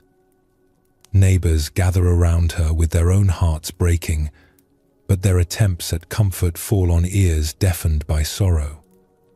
Word of the Buddha's presence in a nearby town reaches the village, carried by a traveler who speaks of the great teacher's wisdom and compassion. Desperate for any possibility of help, Kisa wraps her son in a clean cloth and begins the journey to find this renowned teacher, carrying hope that perhaps his power can restore her child's life. She finds the Buddha sitting beneath a grove of mango trees, surrounded by disciples and local people who have come to hear his teachings. When the crowd sees Kisa approaching with her tragic burden, they part respectfully, their own hearts moved by her obvious anguish. Kisa approaches the Buddha directly, laying her son's body before him with trembling hands. "Master," she pleads, her voice hoarse from crying, "they say you have great powers, that you can heal any sickness. Please, bring my child back to life. He's all I have in this world. Without him, I cannot continue living." The Buddha looks at Kisa with infinite compassion, seeing not just her individual grief, but the universal sorrow that every parent has known since the beginning of time. His response is neither a miracle nor a dismissal, but something more mysterious and ultimately more healing. "Dear woman," he says gently, "I will help your child. But first, I need you to do something for me. Go into the village and bring me a handful of mustard seeds. But you must obtain these seeds only from a household where no one has ever died, where death has never visited, where no one has ever experienced loss." Through her tears, Kisa nods eagerly. This seems like a simple request, and her heart leaps with hope that her child's salvation is near. She leaves him in the Buddha's care and hurries into the town, knocking on the first door she encounters. "Please," she says to the woman who answers, "I need a handful of mustard seeds from a household where no one has ever died." The woman's face fills with understanding and sympathy. "Oh dear, I would gladly give you mustard seeds, but I cannot meet your condition. Just last year, my elderly father passed away peacefully in his sleep. And before that, we lost my husband's mother to a long illness." Kisa thanks her and moves to the next house, then the next, then the next.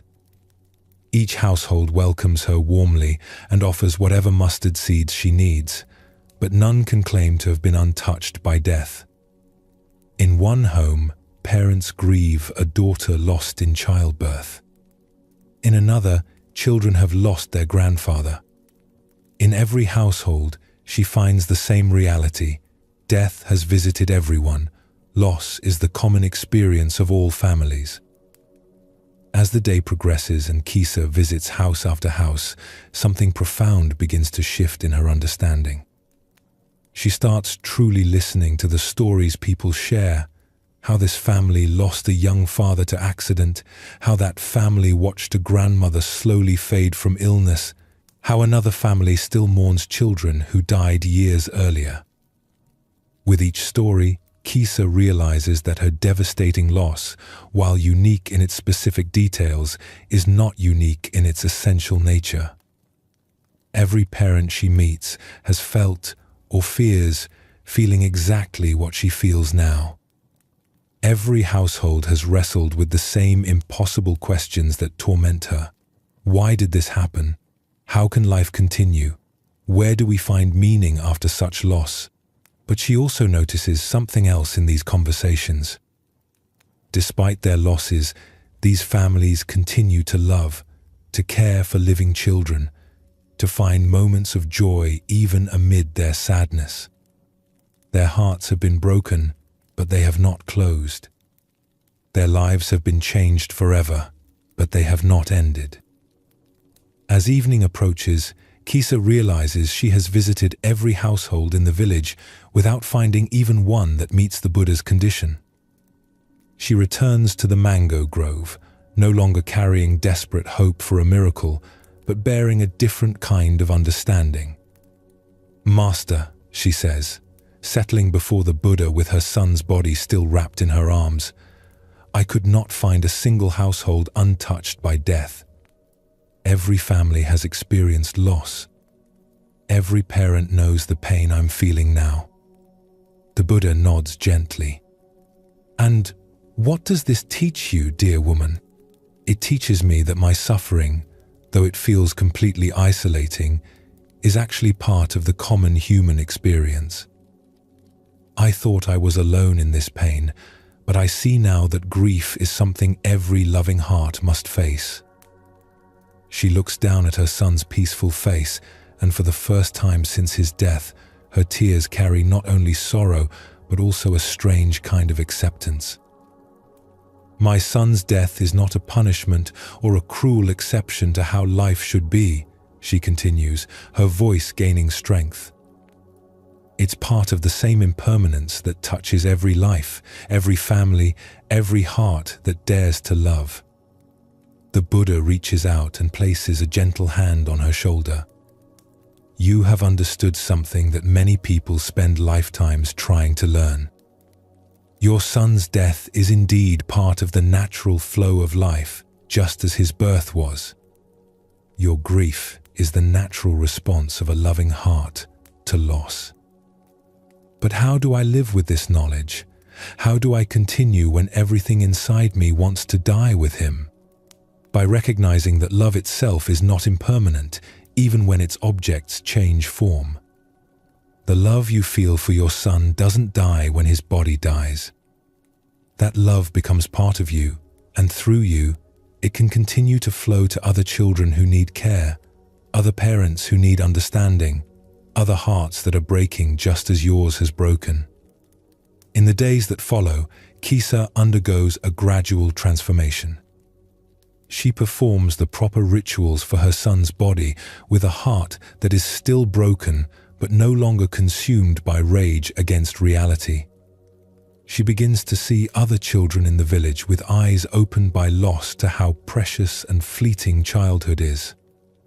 Slowly, almost without conscious decision, Kisa begins reaching out to other parents who face difficulties with their children. Her experience of devastating loss has given her a unique ability to offer comfort and practical help without empty platitudes or false cheerfulness. She knows intimately what it means to love something you cannot protect, to care for something you cannot keep. Over time, Kisa becomes known throughout the region as someone who can help parents navigate both the joys and sorrows of raising children. Her own childlessness becomes not just a personal tragedy, but a source of wisdom and compassion that serves countless other families. Years later, when people ask Kisa about her transformation from a grief-stricken mother to a source of comfort for others, she always tells the story of the mustard seeds. The Buddha's wisdom was not in refusing to help me, she explains, but in showing me that my help lay not in reversing my loss, but in understanding its meaning. When I realized that every parent shares the same fundamental vulnerability, my grief transformed from an isolating prison into a bridge that connects me to all loving hearts. She pauses, her face still carrying traces of sorrow, but also a profound peace. My son's death taught me that love is stronger than loss, not because it prevents loss, but because it transforms loss into compassion. The love I could no longer give to him finds expression in caring for other children, other families, other hearts that need what I learned through my breaking. Tonight, as you rest in deep peace, consider how your own experiences of loss or difficulty might become bridges of understanding to others rather than walls that separate you. Can you sense how even your deepest wounds might become sources of healing when approached with wisdom and compassion? Let your breathing slow as you rest in the recognition that no one suffers alone, that every breaking heart joins the vast community of those who have loved and lost and learned to love again in new ways. As this journey into compassion and interconnection draws to a close, feel how these teachings have naturally opened your heart. Ananda's scorpion shows us that true compassion flows regardless of the responses we receive. Kusala's generous poverty reveals that real wealth lies in our capacity to share rather than accumulate. Kisa's terrible loss becomes the doorway to understanding our shared vulnerability and our shared strength. Notice how your body has grown naturally heavier as these stories work their gentle magic, each teaching dissolving another layer of the separation between yourself and others. Compassion is not something we must force or fake, but something that emerges naturally when we recognize the truth of our deep interconnection. Your breathing has become deeper and slower as your heart has opened to the understanding that another's suffering truly is our suffering, another's joy truly is our joy. This is not merely a beautiful ideal, but the fundamental truth of how life actually works. As we prepare for the next part of our journey, we turn toward the profound teachings on awakening and Buddha nature, the recognition that the peace and wisdom we seek are not distant goals, but our own deepest nature, always available, always perfect, simply waiting to be discovered beneath the surface movements of the mind. These seeds of compassion planted tonight will continue flowering in their own time, bearing fruit in kindness you don't need to plan or direct. Simply rest now in the vast heart that connects all beings, knowing that as you heal, all beings heal. As you awaken, all beings awaken. Feel yourself drifting toward even deeper rest, carried by the gentle current of universal love that flows through every seeking heart, every open mind, every moment of genuine care. As we drift deeper into this peaceful night of wisdom, your body has found its natural state of profound rest. The teachings on foundation, letting go, and compassion have prepared the soil of your awareness for the most profound recognitions, that the peace you seek is not something to be attained, but something to be remembered, not a distant goal, but your very nature. Feel your breathing becoming slower and deeper still as we explore stories of awakening, not as dramatic events reserved for special people, but as the gentle recognition of what has been true all along. These ancient tales reveal that Buddha nature is not something we must develop, but something we must simply stop covering over. Let these timeless teachings carry you into the depths of rest, where the deepest insights arise not through effort, but through the natural settling of the mind into its own luminous clarity.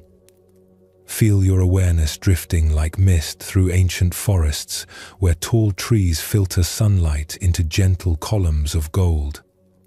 Here, in the mountains where few travelers venture, a simple woodcutter named Huike makes his living harvesting timber for the villages below.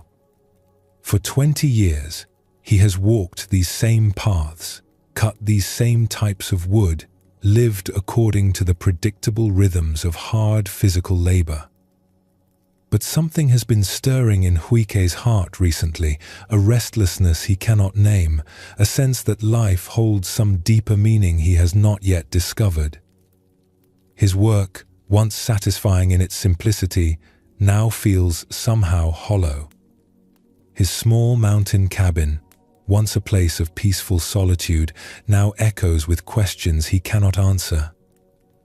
One morning, while cutting wood in a particularly remote grove, Huike encounters an old monk sitting in meditation beneath a massive pine tree.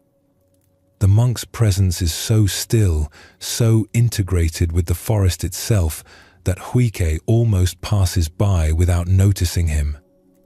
But something about the quality of stillness draws Huike's attention. He has known the quiet of empty forests, but this is different. Not the absence of activity, but the presence of something profound. The monk seems to radiate the very peace that Huike has been unconsciously seeking. Setting down his axe, Huike approaches respectfully and waits for the monk to open his eyes. When he does, they hold a clarity that seems to see through surface appearances to something deeper. "Venerable sir," Huike begins hesitantly, "I don't mean to disturb your practice, but I find myself drawn to ask you something.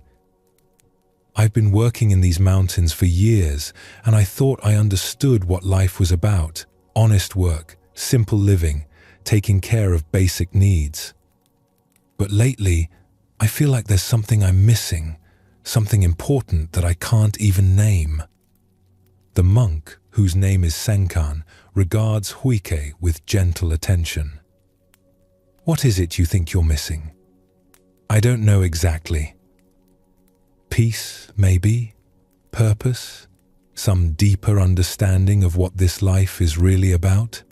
I look at you sitting there, and I can sense something I don't have, a kind of completeness or satisfaction that goes beyond just being comfortable. Senkan nods slowly.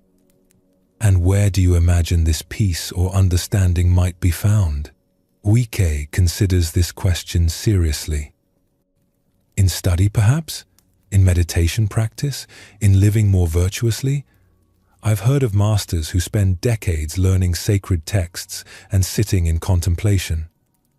Maybe if I abandoned this simple life and dedicated myself to spiritual practice. Before you abandon anything, Senkan interrupts gently. Show me your troubled mind. Point to this thing that lacks peace. Uike starts to respond, then pauses. He looks within, searching for this troubled mind he's been assuming exists. I can feel that something is unsettled, that something wants to understand. Yes, but show me where this unsettled mind is located. Is it in your chest, your head, your hands that hold the axe? The woodcutter searches more carefully, trying to locate the source of his spiritual restlessness. When I look for it specifically, I can't quite grasp it. It's like trying to catch mist in my hands. Ah, Senkan says with a slight smile, if you cannot find this troubled mind even when you search for it carefully, then what exactly needs to be fixed or improved? Uike sits quietly for a long moment, this question penetrating deeper than any teaching he might have expected. Are you suggesting that the problem I think I have doesn't actually exist? I'm suggesting you investigate your assumptions. You came to me believing you lacked something: peace, understanding, purpose. But when I ask you to show me exactly what is lacking, can you find it? The woodcutter continues his inner searching, and a strange thing begins to happen. The more he looks for what is wrong, the less substantial his dissatisfaction becomes. It's peculiar, he admits. When I'm not looking for what's missing, I feel its absence strongly. But when I try to locate it precisely, it seems to dissolve. And right now, in this moment of looking, what is your experience? Uike turns his attention to his present moment experience with a quality of attention he's never applied before. Right now, I notice the warmth of sunlight on my face, the sound of wind in the pine needles, the solid feeling of earth beneath me. My breathing is calm, my body relaxed. There's an awareness present that seems quite peaceful, actually. This awareness that notices the sunlight and wind and earth, is this awareness troubled? Does it lack anything? Something begins to dawn in Uike's understanding, like sunrise gradually illuminating a landscape that was always there but hidden in darkness. The awareness itself seems complete. It's not looking for anything or wanting to be different. It's just aware, just present. This awareness that is naturally present, naturally peaceful, this is what you've been seeking in complicated spiritual practices and distant teachers. This is what the Buddha pointed to as our original nature, not something to be developed, but something to be recognized. Uike feels a shift so subtle yet profound that he can barely believe its simplicity. You mean the peace I was looking for has been here all along? I've been like someone searching everywhere for spectacles that are sitting on their own nose? Senkan chuckles softly. Precisely. The Buddha nature, the awakened awareness that all the scriptures describe, this is not something foreign to you that must be imported from outside. It is the very consciousness through which you see the forest, hear the birds, feel your own aliveness. But then why did I feel so restless, so sure something was missing? Because you became identified with thoughts and feelings that arise within awareness rather than resting as awareness itself. It's like mistaking the clouds for the sky or the waves for the ocean. The clouds come and go, but the sky remains clear. The waves rise and fall, but the ocean is undisturbed.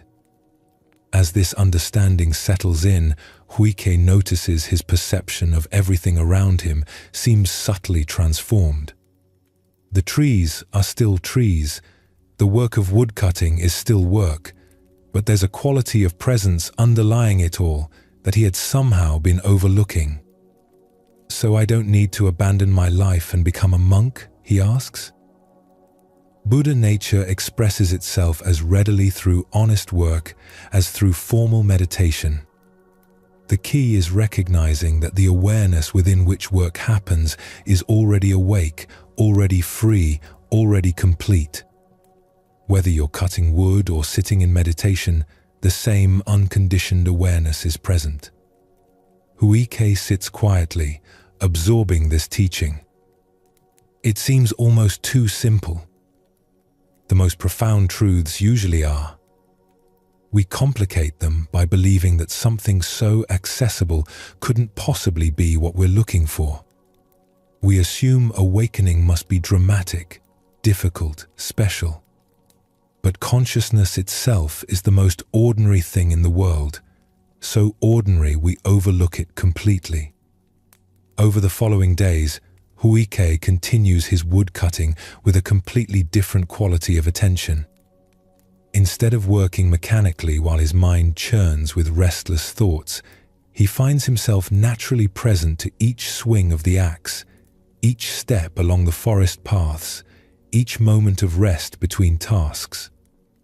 The work doesn't become any easier physically, but it no longer feels hollow or meaningless. There's a quality of meditation present in each activity when performed with awareness rather than mere habit. The peace he was seeking reveals itself not as something to be attained through spiritual effort, but as the natural state of consciousness when not clouded by the search for something better.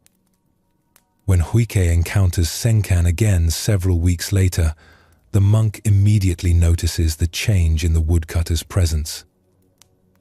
"How is your practice?" Senkan asks.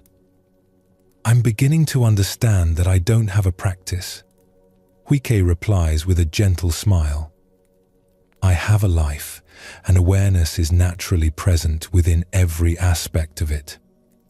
Sometimes that awareness seems clouded by worry or restlessness, but the awareness itself is never actually disturbed." "And your search for something missing?" "I realize now that I was like a fish swimming frantically through the ocean searching for water. The very awareness that felt dissatisfied was itself the peace I was seeking. I just needed to recognize what was already here rather than trying to get somewhere else." Years later, people in the mountain villages begin to notice something different about the humble woodcutter. His work continues as before, but there's a quality of presence about him that brings peace to others. Children are naturally drawn to him. Troubled adults find themselves feeling calmer after brief conversations with him. When asked about his transformation, Huike always points people back to their own immediate experience. "Look for what is looking," he suggests. The consciousness that is aware of dissatisfaction is itself completely at peace. The mind that seeks awakening is already awake. It just needs to stop seeking long enough to recognize itself. Tonight, as you rest in deepening peace, turn your attention to the awareness that is noticing these words, that is aware of your breathing, that knows the sensation of your body settling into sleep. This awareness itself, not as a concept, but as your most immediate, intimate experience, what the teachings point to as your Buddha nature. Can you sense how this awareness is naturally peaceful, naturally complete? It doesn't need to be improved or developed, only recognized. Like Huike discovering the peace he sought was already present, you need only notice what is already here, naturally awake, naturally at rest. Let your breathing slow as you settle into this recognition, not as an idea, but as your most basic, ever-present reality. Your body continues to sink deeper into comfort as we travel now to a famous monastery where students from across the land come to study with a revered Zen master. The monastery is known for its rigorous training, and competition among students is intense as they strive to demonstrate their spiritual understanding and gain the master's approval. Among these students is a young monk named Shengshu, whose intelligence and dedication have earned him recognition as the most promising disciple. He memorizes sutras effortlessly, his meditation posture is flawless, and his understanding of Buddhist philosophy impresses even senior monks. Everyone, including Shengshu himself, assumes he will be chosen as the master's successor. Also at the monastery works a man named Huineng, who pounds rice in the kitchen to feed the community. Huineng is illiterate, came from a poor family, and has never studied the sacred texts that occupy so much of the other students' time. Most of the monks barely notice him, seeing only a simple laborer doing necessary but unremarkable work. One day, the aging master announces that he wishes to choose his successor, the one who will inherit his teaching authority and guide the monastery after his death. Instead of simply naming his choice, he sets a challenge. Each student should compose a poem demonstrating their understanding of the essence of Buddhist teaching. The poem that best captures the truth of awakening will identify the next master. The students buzz with excitement and anxiety. This is the opportunity they have trained for, the moment when years of study and practice will finally be tested. Shengshu, confident in his abilities, spends days crafting what he believes will be a winning verse.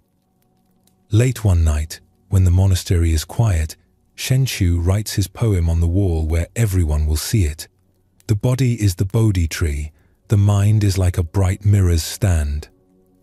At all times we must strive to polish it and not let dust collect upon it. When the other students discover the poem in the morning, they are impressed by its wisdom and elegant expression.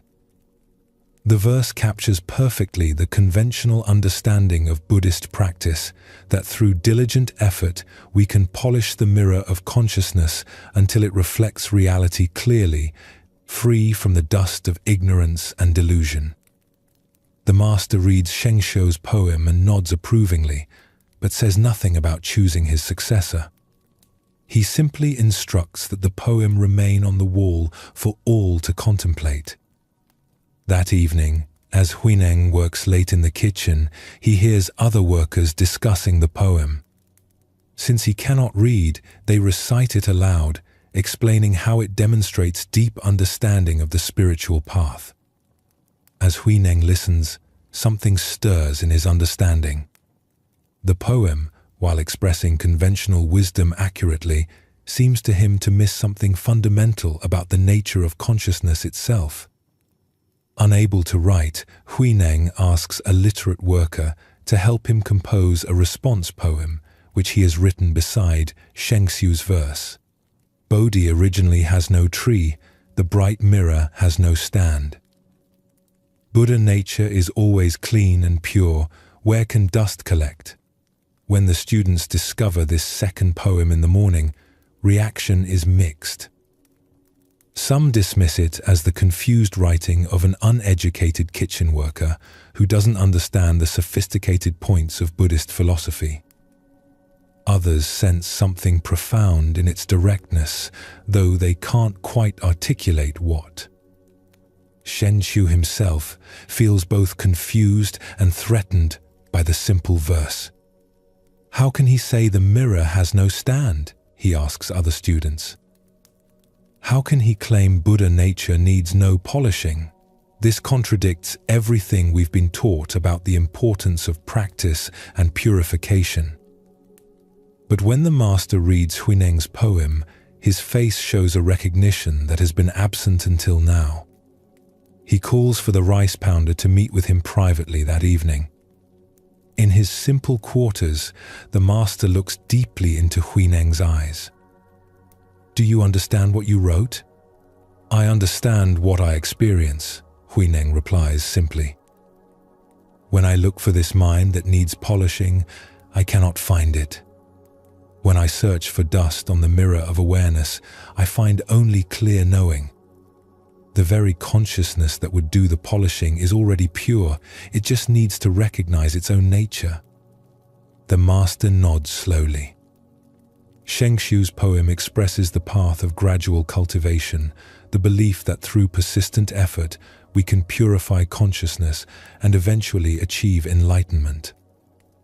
Your poem points to sudden recognition, the understanding that awareness is already enlightened and needs only to recognize itself. "Are both approaches valid?" Huineng asks. "Both have their place in helping people according to their temperament and understanding. But your poem points to something more fundamental. Tell me, when you pound rice in the kitchen, what is your experience? There is the rhythm of the pestle, the texture of the grain, the sensation of physical effort. But underlying all of this is a knowing presence that is simply aware of everything arising and passing away. This awareness itself is never tired, never confused, never in need of improvement. And this awareness, is it different when you're working than when you're resting? The contents of awareness change. Sometimes there's work, sometimes rest, sometimes thoughts, sometimes silence. But the awareness itself is constant, like space that remains unaffected whether it contains clouds or clear sky. The master smiles with deep satisfaction. You have recognized what many students miss after decades of study. Buddha nature is not something to be developed through practice, but something to be acknowledged as already present. The mirror of consciousness is not gradually polished to clarity. It is inherently clear, and we need only stop believing that it's dusty. Over the following days, word spreads that the master has chosen Huineng as his successor. Many students are shocked and angry. 5. How could an illiterate rice pounder be selected over brilliant scholars like Shengshu? Shengshu himself approaches the master, his confusion evident. "Teacher, I don't understand your choice." Huineng knows none of the scriptures, has no formal training, cannot even read the sacred texts. How can he guide others who are more educated and experienced? The master considers this question carefully. Knowledge of scriptures and philosophical understanding have great value for helping others learn. But the essence of teaching is not transmitting concepts, but pointing people toward their own Buddha nature. This requires not more knowledge, but clearer recognition of what is already present. He pauses, looking compassionately at his devoted student. "Your years of study and practice have been valuable, Shengshu. But they have also created a subtle assumption that awakening is something to be achieved through accumulation and effort. Huineng's clarity comes from recognizing that consciousness is already awake. It just needs to stop trying to wake itself up. But surely practice is necessary? Surely we must work to purify the mind? Practice can be helpful for settling mental agitation and developing beneficial qualities. But if we practice with the assumption that we lack Buddha nature and must develop it, we reinforce the very ignorance that causes suffering. True practice is the expression of Buddha nature, not the method for attaining it." That night, Huineng quietly leaves the monastery, knowing that his selection has created too much controversy for peaceful teaching. He spends the next 15 years in hiding, deepening his realization while working at various humble jobs. When he finally emerges to teach, his approach revolutionizes Zen Buddhism. Instead of emphasizing gradual purification through accumulating merit and knowledge, he points directly to the mind's inherent enlightenment. Instead of complex practices designed to achieve awakening, he shows people how to recognize the awareness that is already awake. Years later, when students ask about the difference between his teaching and more gradual approaches, Huineng often refers to the two poems that marked his recognition as the master's successor. Both poems contain truth, he explains.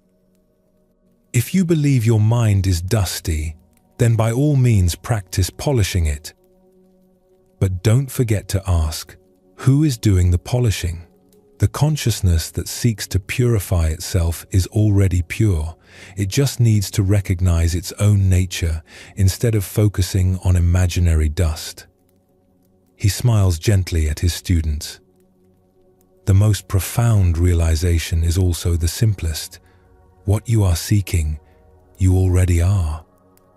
The Buddha nature you hope to develop is the very awareness through which you understand these words. Stop looking for it somewhere else and recognize what is looking. As you rest deeply tonight, consider your own relationship to spiritual seeking. Are you trying to polish a mirror that is already clear? Can you sense the awareness that knows your thoughts and experiences without being disturbed by them? This knowing presence is your Buddha nature, not something to be developed, but something to be recognized as what you most fundamentally are. Let your breathing slow as you settle into this recognition, not as a concept, but as your most basic, intimate reality. Like the mirror that is inherently bright, your awareness is naturally clear, naturally awake, naturally at peace. Feel your consciousness drifting deeper now, like settling into a warm pool of perfect stillness. Let your awareness travel to a small roadside tea stall where an old woman has served travelers for 30 years. Her tea house is nothing special to look at, a simple wooden structure with a few rough tables and benches, but travelers often speak of the unusual peace they experience there. The old woman, whose name is Kaoshan, moves through her simple tasks with unhurried grace. She prepares tea with complete attention, serves food with genuine care, and listens to travelers' stories with presence that makes each person feel truly heard. There's something about her that makes people slow down, breathe deeper, speak more honestly about their lives. One day, a famous Zen master named Dongshan arrives at her tea stall during a journey between monasteries. He is accompanied by several disciples who treat him with obvious reverence, hanging on his every word and competing for his attention and approval. Dongshan has heard rumors about this old woman from other travelers, stories suggesting that despite her lack of formal education or monastic training, she possesses unusual wisdom. He decides to test her understanding, perhaps expecting to find simple faith rather than genuine insight. As Taoshan serves tea to the group, Dongshan poses a question designed to reveal the depth of someone's realization. Old woman, where does Buddha nature reside? The question is a classical test, one that could be answered in sophisticated ways, demonstrating knowledge of various Buddhist philosophical schools. The disciples lean forward, curious to hear how this simple tea seller will respond to their master's profound inquiry. Taoshan pauses in pouring tea, not from confusion, but from what seems like genuine consideration of the question. Then, instead of giving a verbal answer, she simply continues serving, placing cups before each person with careful attention, filling them with perfectly prepared tea, offering small cakes with gracious hospitality. Dongshan waits for her verbal response, then realizes that her actions may themselves be the answer. "I asked you about Buddha nature," he says, with slight impatience. Can you respond to my question? Cao Shan looks at him with eyes that hold both humor and compassion. Honored sir, I have been answering your question continuously since you arrived. Buddha nature is not hiding somewhere that requires special knowledge to locate. It is expressing itself in every moment of genuine presence. She gestures to the teacups. When I prepare this tea with full attention, Buddha nature prepares tea. When I listen to a traveler's worries with an open heart, Buddha nature listens. When I clean these simple tables with care for the next guests, Buddha nature cleans. One of the disciples interrupts, but those are just ordinary activities. Surely Buddha nature is something more profound than serving tea and cleaning tables? More profound than presence itself?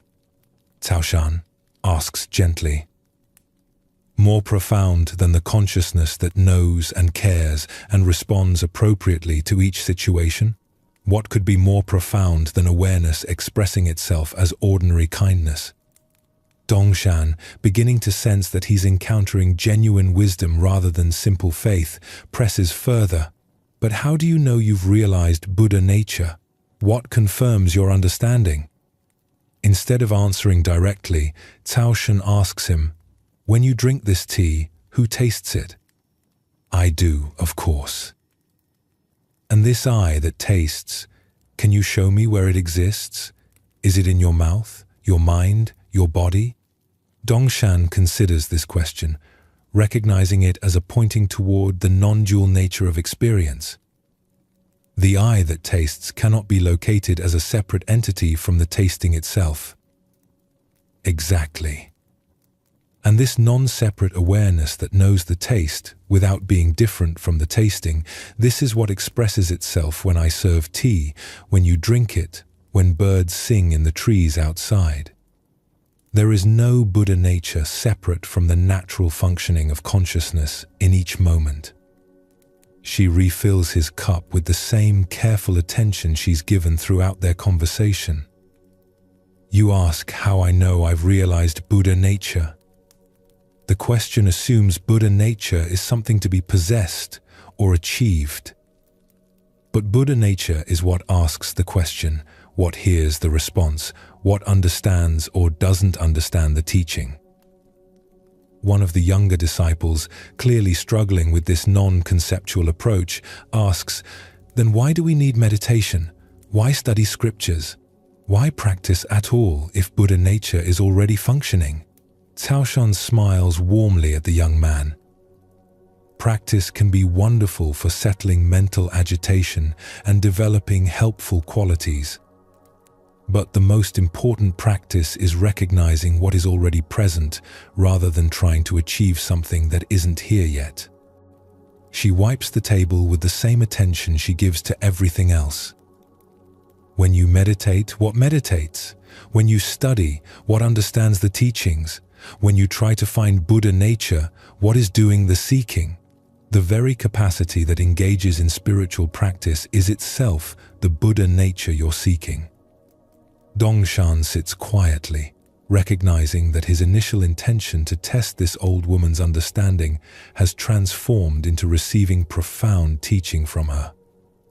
You speak of Buddha nature as if it's the most ordinary thing in the world. Because it is. It's so ordinary, so constantly present that we overlook it while searching for something special or exotic. It's like wearing glasses while frantically searching for them. The very thing that enables our seeking is what we're seeking. As the afternoon progresses, more travelers stop for tea, and Dongshan observes how Cao Shan interacts with each person. Her responses are perfectly suited to each individual, challenging the arrogant, comforting the troubled, listening patiently to the lonely, offering practical advice to the confused. But what impresses him most is that none of this appears calculated or forced. Her responses arise naturally from a deep presence that seems to know instinctively what each situation needs. This is Buddha nature in expression, not as a philosophical concept, but as lived wisdom responding appropriately to life as it unfolds. When Dongshan and his disciples prepare to leave, he bows deeply to Caoshan, a gesture of respect that surprises his students who have never seen their revered master bow to a layperson. "Thank you for this teaching," he says sincerely. "You have shown me that realization is not about achieving special states or accumulating spiritual knowledge, but about recognizing the natural awareness that is always present, always responding, always complete." Caoshan bows in return. "You honor me, Master." But remember, the Buddha nature that received this teaching is the same Buddha nature that gave it. There is only one consciousness expressing itself as teacher and student, question and answer, seeking and finding. Years later, when students ask Dongshan about the most profound teaching he ever received, he often tells the story of the old woman's tea stall. "She taught me that enlightenment is not somewhere else, waiting to be discovered through special efforts. It is the natural functioning of consciousness in each moment, sometimes clear, sometimes clouded, but always present, always Buddha nature expressing itself as whatever is happening." He pauses, smiling at the memory. The most extraordinary realization is recognizing the absolute ordinariness of what we truly are. Buddha nature serves tea, washes dishes, listens to travelers' stories, and answers Zen masters' questions with the same natural presence. It is what you are, not what you might become. Tonight, as you rest in deepening peace, notice the consciousness that is aware of these words, that knows the sensation of breathing, that experiences the settling of your body into sleep. This aware presence is your Buddha nature, not something special or mystical, but the most ordinary, intimate aspect of your being. Like Caoshan serving tea with complete presence, you can recognize that whatever you're experiencing right now is Buddha nature expressing itself as your life. There's nothing to achieve, nothing to become, only the recognition of what you have always been. Let your breathing slow as you settle into this understanding, not as a belief, but as your most immediate reality. The awareness that knows these words is the same awareness the Buddha recognized, the same consciousness that all teachings point toward.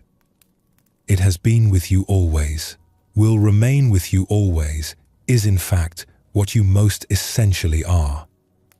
As your body grows heavier and your breathing naturally slows, let your awareness drift to a prosperous trading city where merchants from distant lands gather to exchange goods. Among them is a successful trader named Vimaladatta, whose wealth has grown substantially over the years through careful planning and shrewd business decisions. Yet, despite his material success, Vimaladatta finds himself troubled by strange dreams that have been recurring for months. In these dreams, he sees himself as different people, sometimes a poor farmer struggling with drought, sometimes a sick beggar pleading for help, sometimes a grieving mother, sometimes even animals fleeing from hunters. Each dream is vivid and emotionally intense. He feels the farmer's desperation as crops fail, experiences the beggar's humiliation when people turn away, suffers the mother's heartbreak over a lost child. When he wakes, it takes time to remember who he actually is, the successful merchant whose life is quite comfortable and secure. These dreams begin to affect his waking hours. He finds himself wondering about the experiences of people he encounters in his business, the laborers who carry his goods, the servants in his household, even the animals that transport his merchandise. Previously, he had seen them simply as part of the machinery of commerce. Now, he wonders what their inner lives are like, what fears and hopes they carry. Disturbed by these unusual dreams and the questions they raise, Vimaladatta seeks out a wise teacher who is known for understanding the deeper meanings of such experiences. The teacher, an elderly monk named Asanga, listens carefully as Vimaladatta describes his nightly visions. "Master," Vimaladatta concludes, "these dreams feel more real than my waking life sometimes. I'm beginning to question which experience represents my true identity, the successful merchant I appear to be during the day, or these various suffering beings I become in my dreams." Asanga considers this question thoughtfully. "Tell me, during your dreams, do you doubt that you are the farmer, the beggar, the grieving mother, or do those experiences feel completely real and immediate?" "They feel absolutely real. When I'm the farmer, I have no doubt that farming is my life, that the drought threatens everything I've worked for. When I'm the beggar, I know with complete certainty that this is my reality, that I depend on others' charity to survive. And when you wake up as the merchant, which identity feels more true?" Vimaladatta pauses, recognizing the depth of this question. Initially, the merchant identity feels more real because it's continuous, more familiar. But as the day progresses and I remember the intensity of the dream experiences, I start wondering if they're revealing something about reality that my ordinary consciousness doesn't perceive.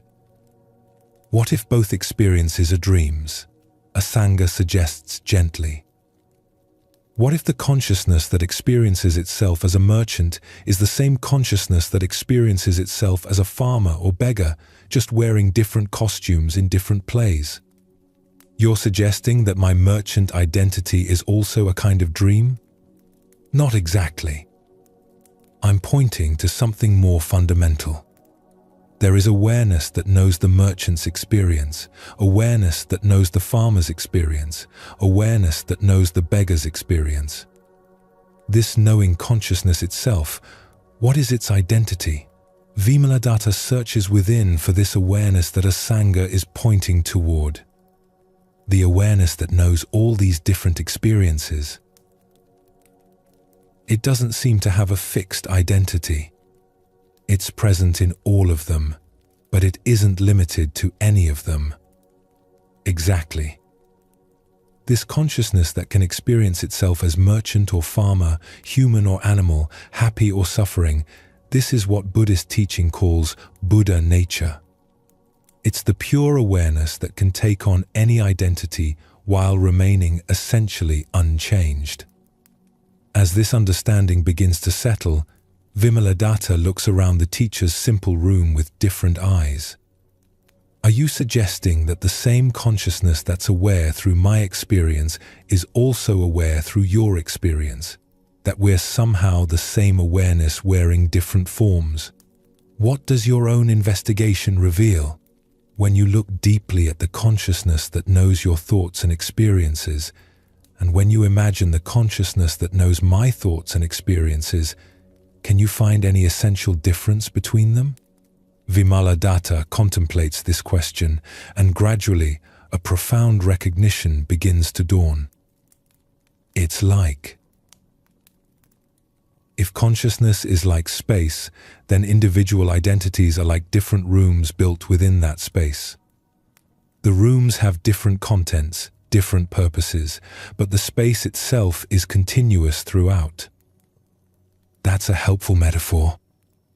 The space of consciousness is not divided by the walls of individual identity, even though it appears from within each room as if the walls create real separation. Over the following weeks, as this understanding deepens, Vimaladatta finds his dreams becoming less disturbing and more illuminating. Instead of feeling confused about which identity is real, he begins to recognize that all identities are temporary expressions of the same fundamental awareness. This recognition transforms how he conducts his business. When he looks at his employees, he no longer sees separate individuals whose welfare is unrelated to his own. He recognizes the same consciousness looking back at him through different eyes, experiencing life through different circumstances. His treatment of workers improves dramatically, not because he forces himself to be more ethical, but because he naturally wants to alleviate suffering when he recognizes it as his own suffering appearing in different forms. His business practices become more generous and fair, not from external obligation, but from internal recognition of unity. The dreams gradually become less frequent as Vimaladatta integrates their teaching into his waking understanding. When they do occur, he experiences them with fascination rather than disturbance, recognizing them as consciousness exploring different aspects of its own nature. One day, months later, Vimaladatta returns to visit Asanga and share how his life has transformed. "The dreams taught me something I couldn't learn any other way," he explains. "They showed me that individual identity is much more fluid and temporary than I believed. The consciousness that experiences life as me is the same consciousness that experiences life as everyone else. And how has this recognition affected your daily life? Everything is the same and completely different simultaneously. I still conduct business, still live in my house, still have the same personality and preferences. But there's an underlying recognition that these are temporary expressions rather than my ultimate identity." Vimaladatta pauses, watching birds through the window. "Most remarkably, I feel less separate from others and from life itself. When I help someone, I experience it as consciousness helping itself. When I see beauty in nature, it's consciousness appreciating its own expression. Even when I witness suffering, there's a quality of intimacy with it that wasn't there before. This is the awakening that Buddha nature makes possible," Asanga confirms. Not escaping from individual life, but recognizing that individual life is Buddha nature temporarily experiencing itself in particular forms. The merchant, the farmer, the beggar, all are Buddha nature exploring different aspects of existence.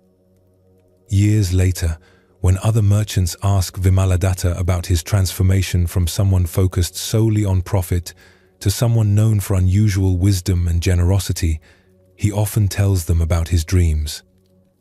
"Those dreams taught me that what I thought was my fixed identity, successful merchant, was actually just one temporary expression of something much larger. When you truly understand that the consciousness looking through your eyes is the same consciousness looking through everyone else's eyes, business becomes a form of spiritual practice, and success means contributing to the well-being of the whole." Tonight, as you drift towards sleep, consider your own dreams and how they reveal the fluid nature of identity. The consciousness that experiences dreams is the same consciousness that experiences waking life, aware, present, unchanged whether the content is familiar or strange, pleasant or difficult. This awareness that knows all your experiences while being limited by none of them is your Buddha nature. It has appeared as every character in your dreams, every version of yourself you've ever been, every experience you've ever had.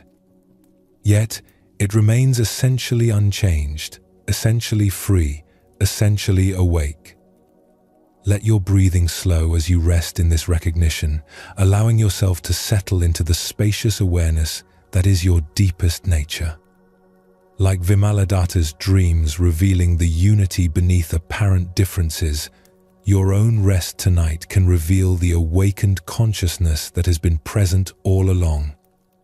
As this exploration of awakening and insight draws to a close, notice how these profound recognitions have naturally deepened your rest. Huike's meeting with Senkan reveals that what we seek is the very awareness that's seeking. Huineng's mirror poem points to the Buddha nature that needs no polishing, only recognition. Cao Shan's tea service demonstrates enlightenment, expressing itself through ordinary presence. Vimaladatta's dreams show how consciousness explores different identities while remaining essentially unchanged. Feel how your body has grown naturally heavier as these teachings worked their silent transformation, each story revealing another aspect of the fundamental truth that awakened awareness is not something to be achieved, but something to be recognized as your own most intimate nature. Your breathing has become slower and deeper as these insights settled into understanding beyond concepts, beyond beliefs, into direct recognition of what you have always been. The peace you've been seeking is the very consciousness that has been doing the seeking. As we approach the later stages in our journey, we turn toward the profound rest that comes from recognizing that there's ultimately nothing to attain, nothing to fix, nothing to become. These closing teachings on simple being and deep rest will carry you into sleep itself as a form of awakening, where the ordinary miracle of consciousness naturally settles into its own perfect nature. The seeds of recognition planted tonight will continue flowering in dreams and in the space between dreams, in ways that don't require your effort or understanding. Simply rest now in the vast awareness that knows all experiences while being limited by none, that dreams all identities while remaining eternally free. Feel yourself being carried toward the deepest rest of all, the recognition that what you are seeking, you already are. As we enter the final part of this gentle journey through Buddhist wisdom, your body has found its natural state of complete relaxation. The teachings on foundation, letting go, compassion, and awakening have prepared your heart and mind for the deepest rest of all, the recognition that you need do nothing more than simply be. Feel your breathing becoming so slow and deep that it seems to breathe itself.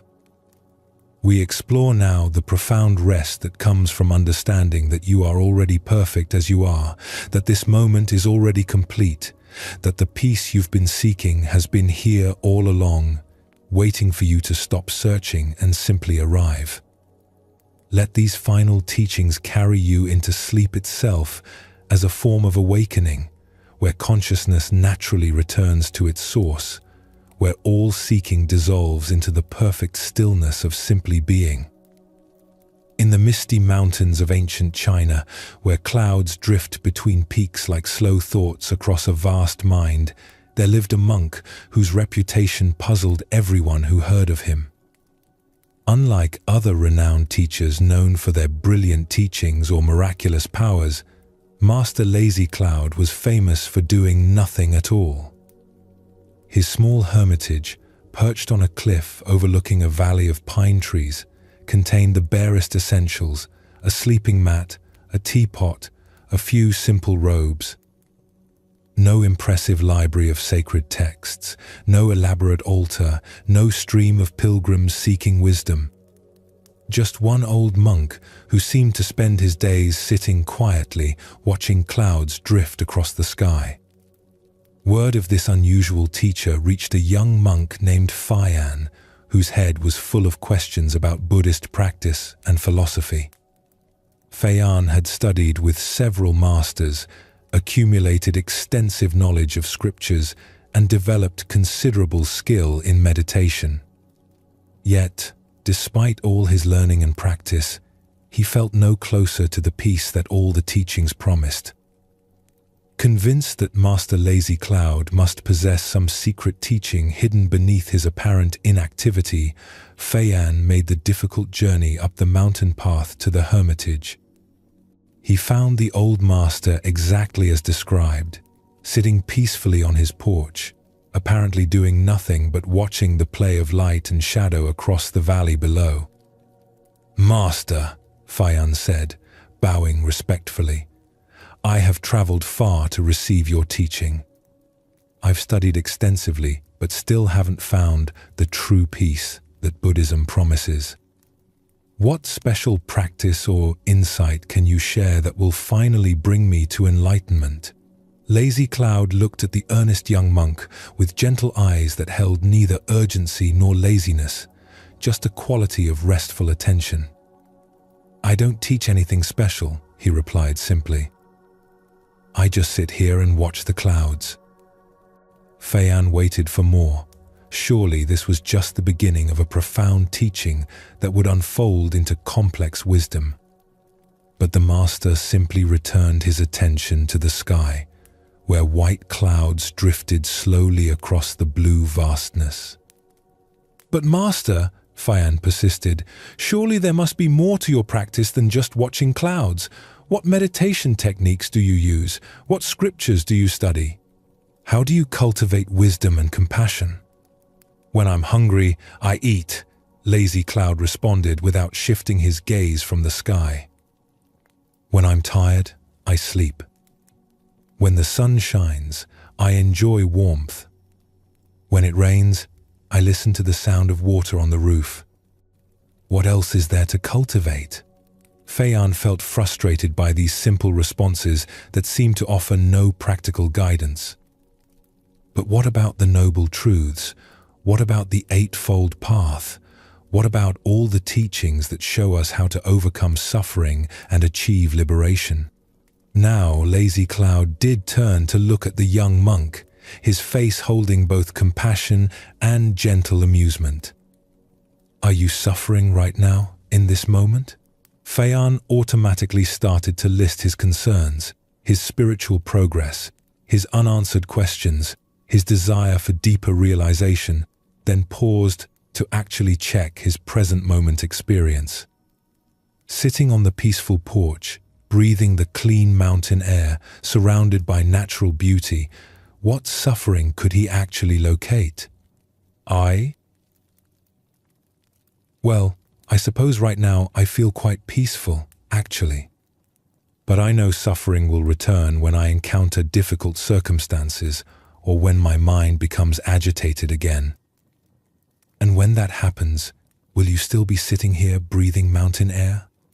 No, I'll be somewhere else, in different circumstances, with different thoughts and feelings. So you want to solve the problems of imaginary future moments while missing the peace of this actual moment? Something in this question stopped Feiyan's mental momentum completely. He had indeed been so focused on preparing for hypothetical future difficulties that he was overlooking the natural ease available right now. But surely we must prepare for challenges. Surely we must develop wisdom and strength through practice to handle whatever life brings. Lazy Cloud nodded slowly. When challenges come, we respond to them. When practice is needed, we practice. When wisdom is required, it arises naturally from presence.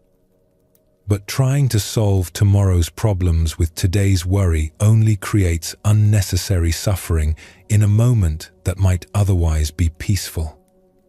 As the afternoon progressed, Feiyan gradually stopped asking questions and began simply sitting with the master in comfortable silence. The urgency to understand something complex or achieve something special slowly faded, replaced by an appreciation for the simple fact of being alive, aware, and present on a beautiful mountainside. When the sun began to set, painting the sky in soft colors, Lazy Cloud prepared simple tea and shared it with his guest. The tea was nothing extraordinary, just hot water poured over plain leaves, but somehow it tasted perfect, exactly right for this moment, this place, this simple exchange between two human beings. "Master," Feiyan said quietly, "I'm beginning to understand something, but I can't quite put it into words." "The most important understanding usually can't be put into words," Lazy Cloud replied. "Words are useful for pointing toward truth, but they can also distract us from experiencing it directly. What I'm sensing is that I've been making enlightenment into something complicated that requires special effort and achievement, when actually it might be as simple as this. Just being present, just responding naturally to whatever is happening. What do you think Buddha nature is doing when you watch these clouds drift across the sky? Feiyan considered this question, letting his attention rest in the simple act of seeing. Buddha nature is watching clouds? Is there any difference between Buddha nature watching clouds and you watching clouds? Is there some separate entity called Buddha nature that must be achieved or developed? Or is Buddha nature simply the natural awareness that knows these colors, shapes, and movements? A profound simplicity began to dawn in Feiyan's understanding. You're saying that what I am right now, in this ordinary moment of awareness, is already Buddha nature expressing itself? What else could it be? The consciousness that sees beauty in the sunset, that appreciates the warmth of tea, that naturally feels compassion for others' suffering, this is Buddha nature. Not something you need to develop or achieve, just something you need to recognize and trust. That evening, as they prepared for sleep, Feiyan realized he felt more genuinely peaceful than after years of intensive practice and study. Not because he had gained something new, but because he had stopped trying to be different from what he naturally was. "Master," he asked as they settled into their simple bedding, "if enlightenment is this simple, why do so many people struggle with spiritual practice for decades without finding peace?" Lazy Cloud's voice came softly through the darkness. "Because they don't trust their own Buddha nature. They think it needs to be improved, purified, or developed before it can bring them happiness. But Buddha nature is already perfect, already peaceful, already present. It just needs to stop trying to become something other than what it is." The sound of wind through pine trees filled the comfortable silence between them. "Your practice," the master continued, "is not to achieve some special state, but to recognize and trust the awareness that is already here. When you do this, everything becomes practice: eating, sleeping, walking, working, even doing nothing at all." Feiyan spent several more days at the hermitage, gradually integrating this understanding into his being. He discovered that when he wasn't trying to be enlightened, presence came naturally. When he stopped evaluating his spiritual progress, contentment arose spontaneously. When he quit seeking special experiences, ordinary moments revealed their inherent completeness. When he finally prepared to leave, Feiyan bowed deeply to his teacher. "Thank you for showing me that what I was seeking was what I already am." Lazy Cloud smiled. "I didn't show you anything. You recognized your own nature by simply stopping long enough to notice it. This recognition is available to everyone, always, in every ordinary moment." Years later, when Feiyan had become a teacher himself, students often asked him about the most important teaching he ever received. He would tell them about Master Lazy Cloud and the profound lesson of doing nothing special. "The deepest wisdom," he would say, "is recognizing that what you are right now, in this ordinary moment, is already the Buddha nature that all practices point toward. You don't need to become someone else or achieve special states. You need only trust the awareness that is naturally present, naturally peaceful, naturally wise." Tonight, as you settle into sleep, remember Master Lazy Cloud's teaching. You don't need to do anything special, achieve any particular state, or become someone different. The consciousness that knows these words, that feels your body settling into rest, that naturally releases into sleep, this is already your Buddha nature, already perfect, already free. Let your breathing slow as you trust this natural awareness, allowing it to simply be what it already is without trying to improve or change it. Like clouds drifting across a vast sky, thoughts and experiences come and go, but the awareness that knows them remains spacious, peaceful, and complete. The return to silence. As your breathing becomes so gentle, it hardly seems to move. Feel your awareness settling like dust in a closed room, like water finding its own level, like the natural return of all things to their source. We come now to the end of our journey through Buddhist wisdom, but this ending is really a beginning, the recognition that all seeking eventually leads back to the simple silence from which all experience emerges. In this final story, there is no story, only the vast spaciousness of awareness itself, tired of wearing costumes, ready to rest in its own boundless nature. Like the Buddha sitting under the Bodhi tree, you too can rest in the understanding that there's ultimately nowhere to go and nothing to achieve. Feel your body becoming so relaxed that it seems to merge with whatever supports it. Your breath so slow and natural that it breathes itself. Your mind so peaceful that thoughts arise and dissolve like bubbles in champagne, leaving only the clear awareness that has been present throughout all our stories, all our seeking, all our finding. This awareness that has listened to teachings about foundation and letting go, that has opened to lessons on compassion and recognition of Buddha nature, this same awareness now prepares to rest in its own source. Like a river finally reaching the ocean, it was always flowing toward. In this deep rest, there's no need to remember any teaching, no effort to maintain any particular state of mind. Just as the body naturally knows how to sleep without instruction, consciousness naturally knows how to rest in its own perfect stillness. The monastery bells that called us to mindful presence, the gardens that taught us acceptance, the mirrors that showed us our original face, the wells that revealed our interconnection, all of these were nothing more than consciousness recognizing itself in different forms, awareness playing at being a student, discovering what it has always known.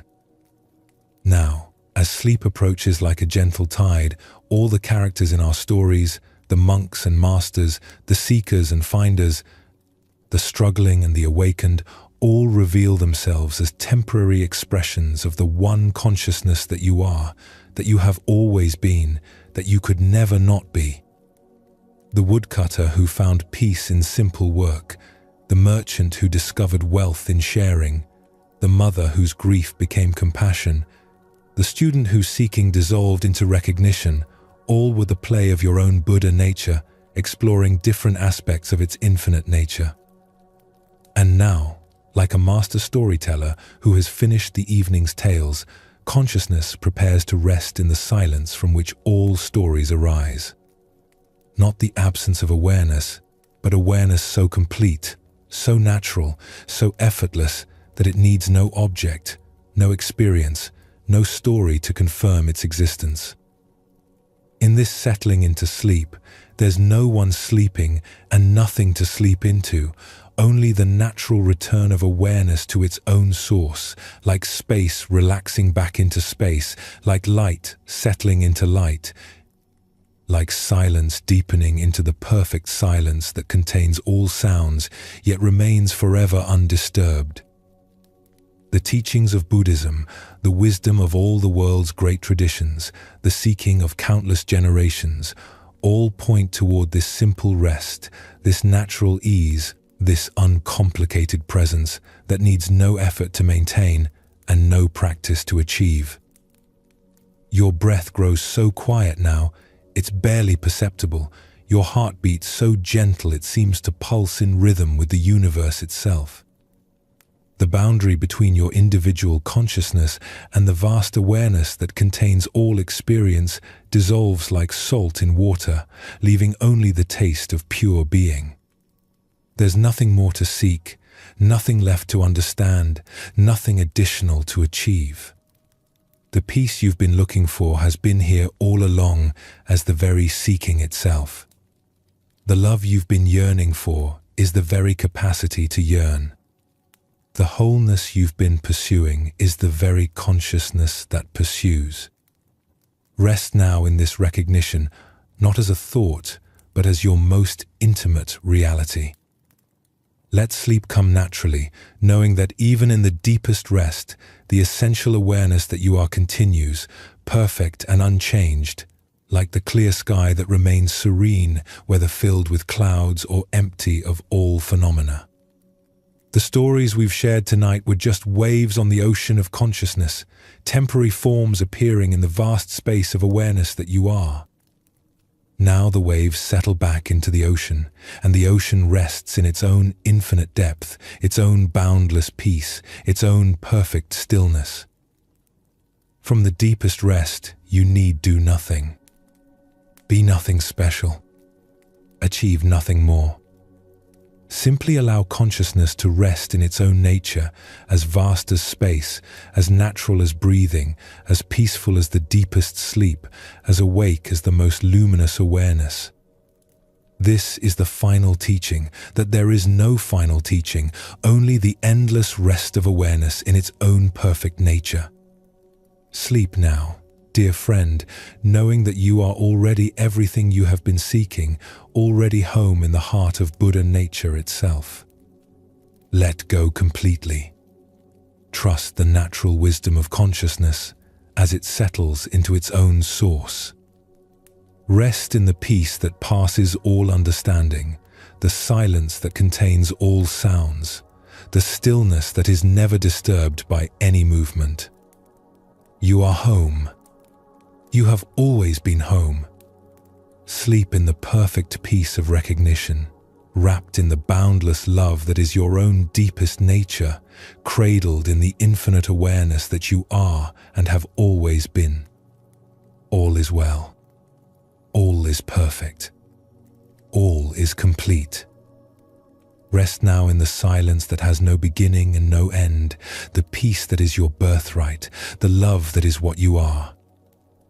Sleep peacefully, knowing that when you wake, you will still be the same Buddha nature that is settling into rest right now, perfect, whole, and naturally free, just as you have always been. Final integration. And so our journey through the wisdom of ages comes to its natural completion, like a river reaching the sea, like the evening star settling into dawn. 3 hours of gentle teachings have washed through your awareness, each story a doorway opening to the same eternal truth that what you seek, you already are. From our first encounter with the monastery bell that taught us about the natural peace of awareness, to this final settling into the silence from which all wisdom emerges, every teaching has pointed to the same recognition. Your Buddha nature is not something to be attained, but something to be remembered, not a distant goal, but your most intimate reality. Feel how these ancient wisdoms have worked their subtle magic, not by adding something new, but by removing what was never really there, the belief that you are separate from the peace you seek, different from the love that surrounds you, apart from the wholeness that is your deepest nature. Your body rests now in complete ease, your breath flows with natural rhythm, your mind settles into its own luminous clarity. This is not the result of effort, but the natural state revealed when effort ceases, not an achievement, but the uncovering of what has been present all along. The teachings will continue their gentle work as you sleep, seeds of wisdom flowering in dreams you may never remember, insights ripening in the fertile darkness of rest. Trust this natural process as you would trust a garden to grow while you sleep, knowing that consciousness itself is the gardener tending the growth of understanding. When you wake tomorrow, you will still be the same Buddha nature that is settling into sleep tonight. The same awareness that listened to stories of compassion will open its eyes to a new day. The same peace that learned about letting go will meet whatever circumstances arise. The same love that recognized its interconnection with all beings will move through your life, blessing everyone you encounter with its natural kindness. From all of us at Sleepy Monk, we offer our deepest gratitude for sharing this journey into the heart of Buddhist wisdom. May you rest in profound peace, knowing that you carry within you an inexhaustible treasure, the awakened consciousness that is your true nature. May you dream the sweetest dreams and wake refreshed in the natural joy of simply being. May these teachings continue flowing through your life like a gentle stream, nourishing all those whose paths cross yours. And may you always remember the simple truth that underlies every Buddhist teaching: you are already perfect, already whole, already home in the heart of unlimited awareness. Sleep well, and thank you for joining us here at Sleepy Monk.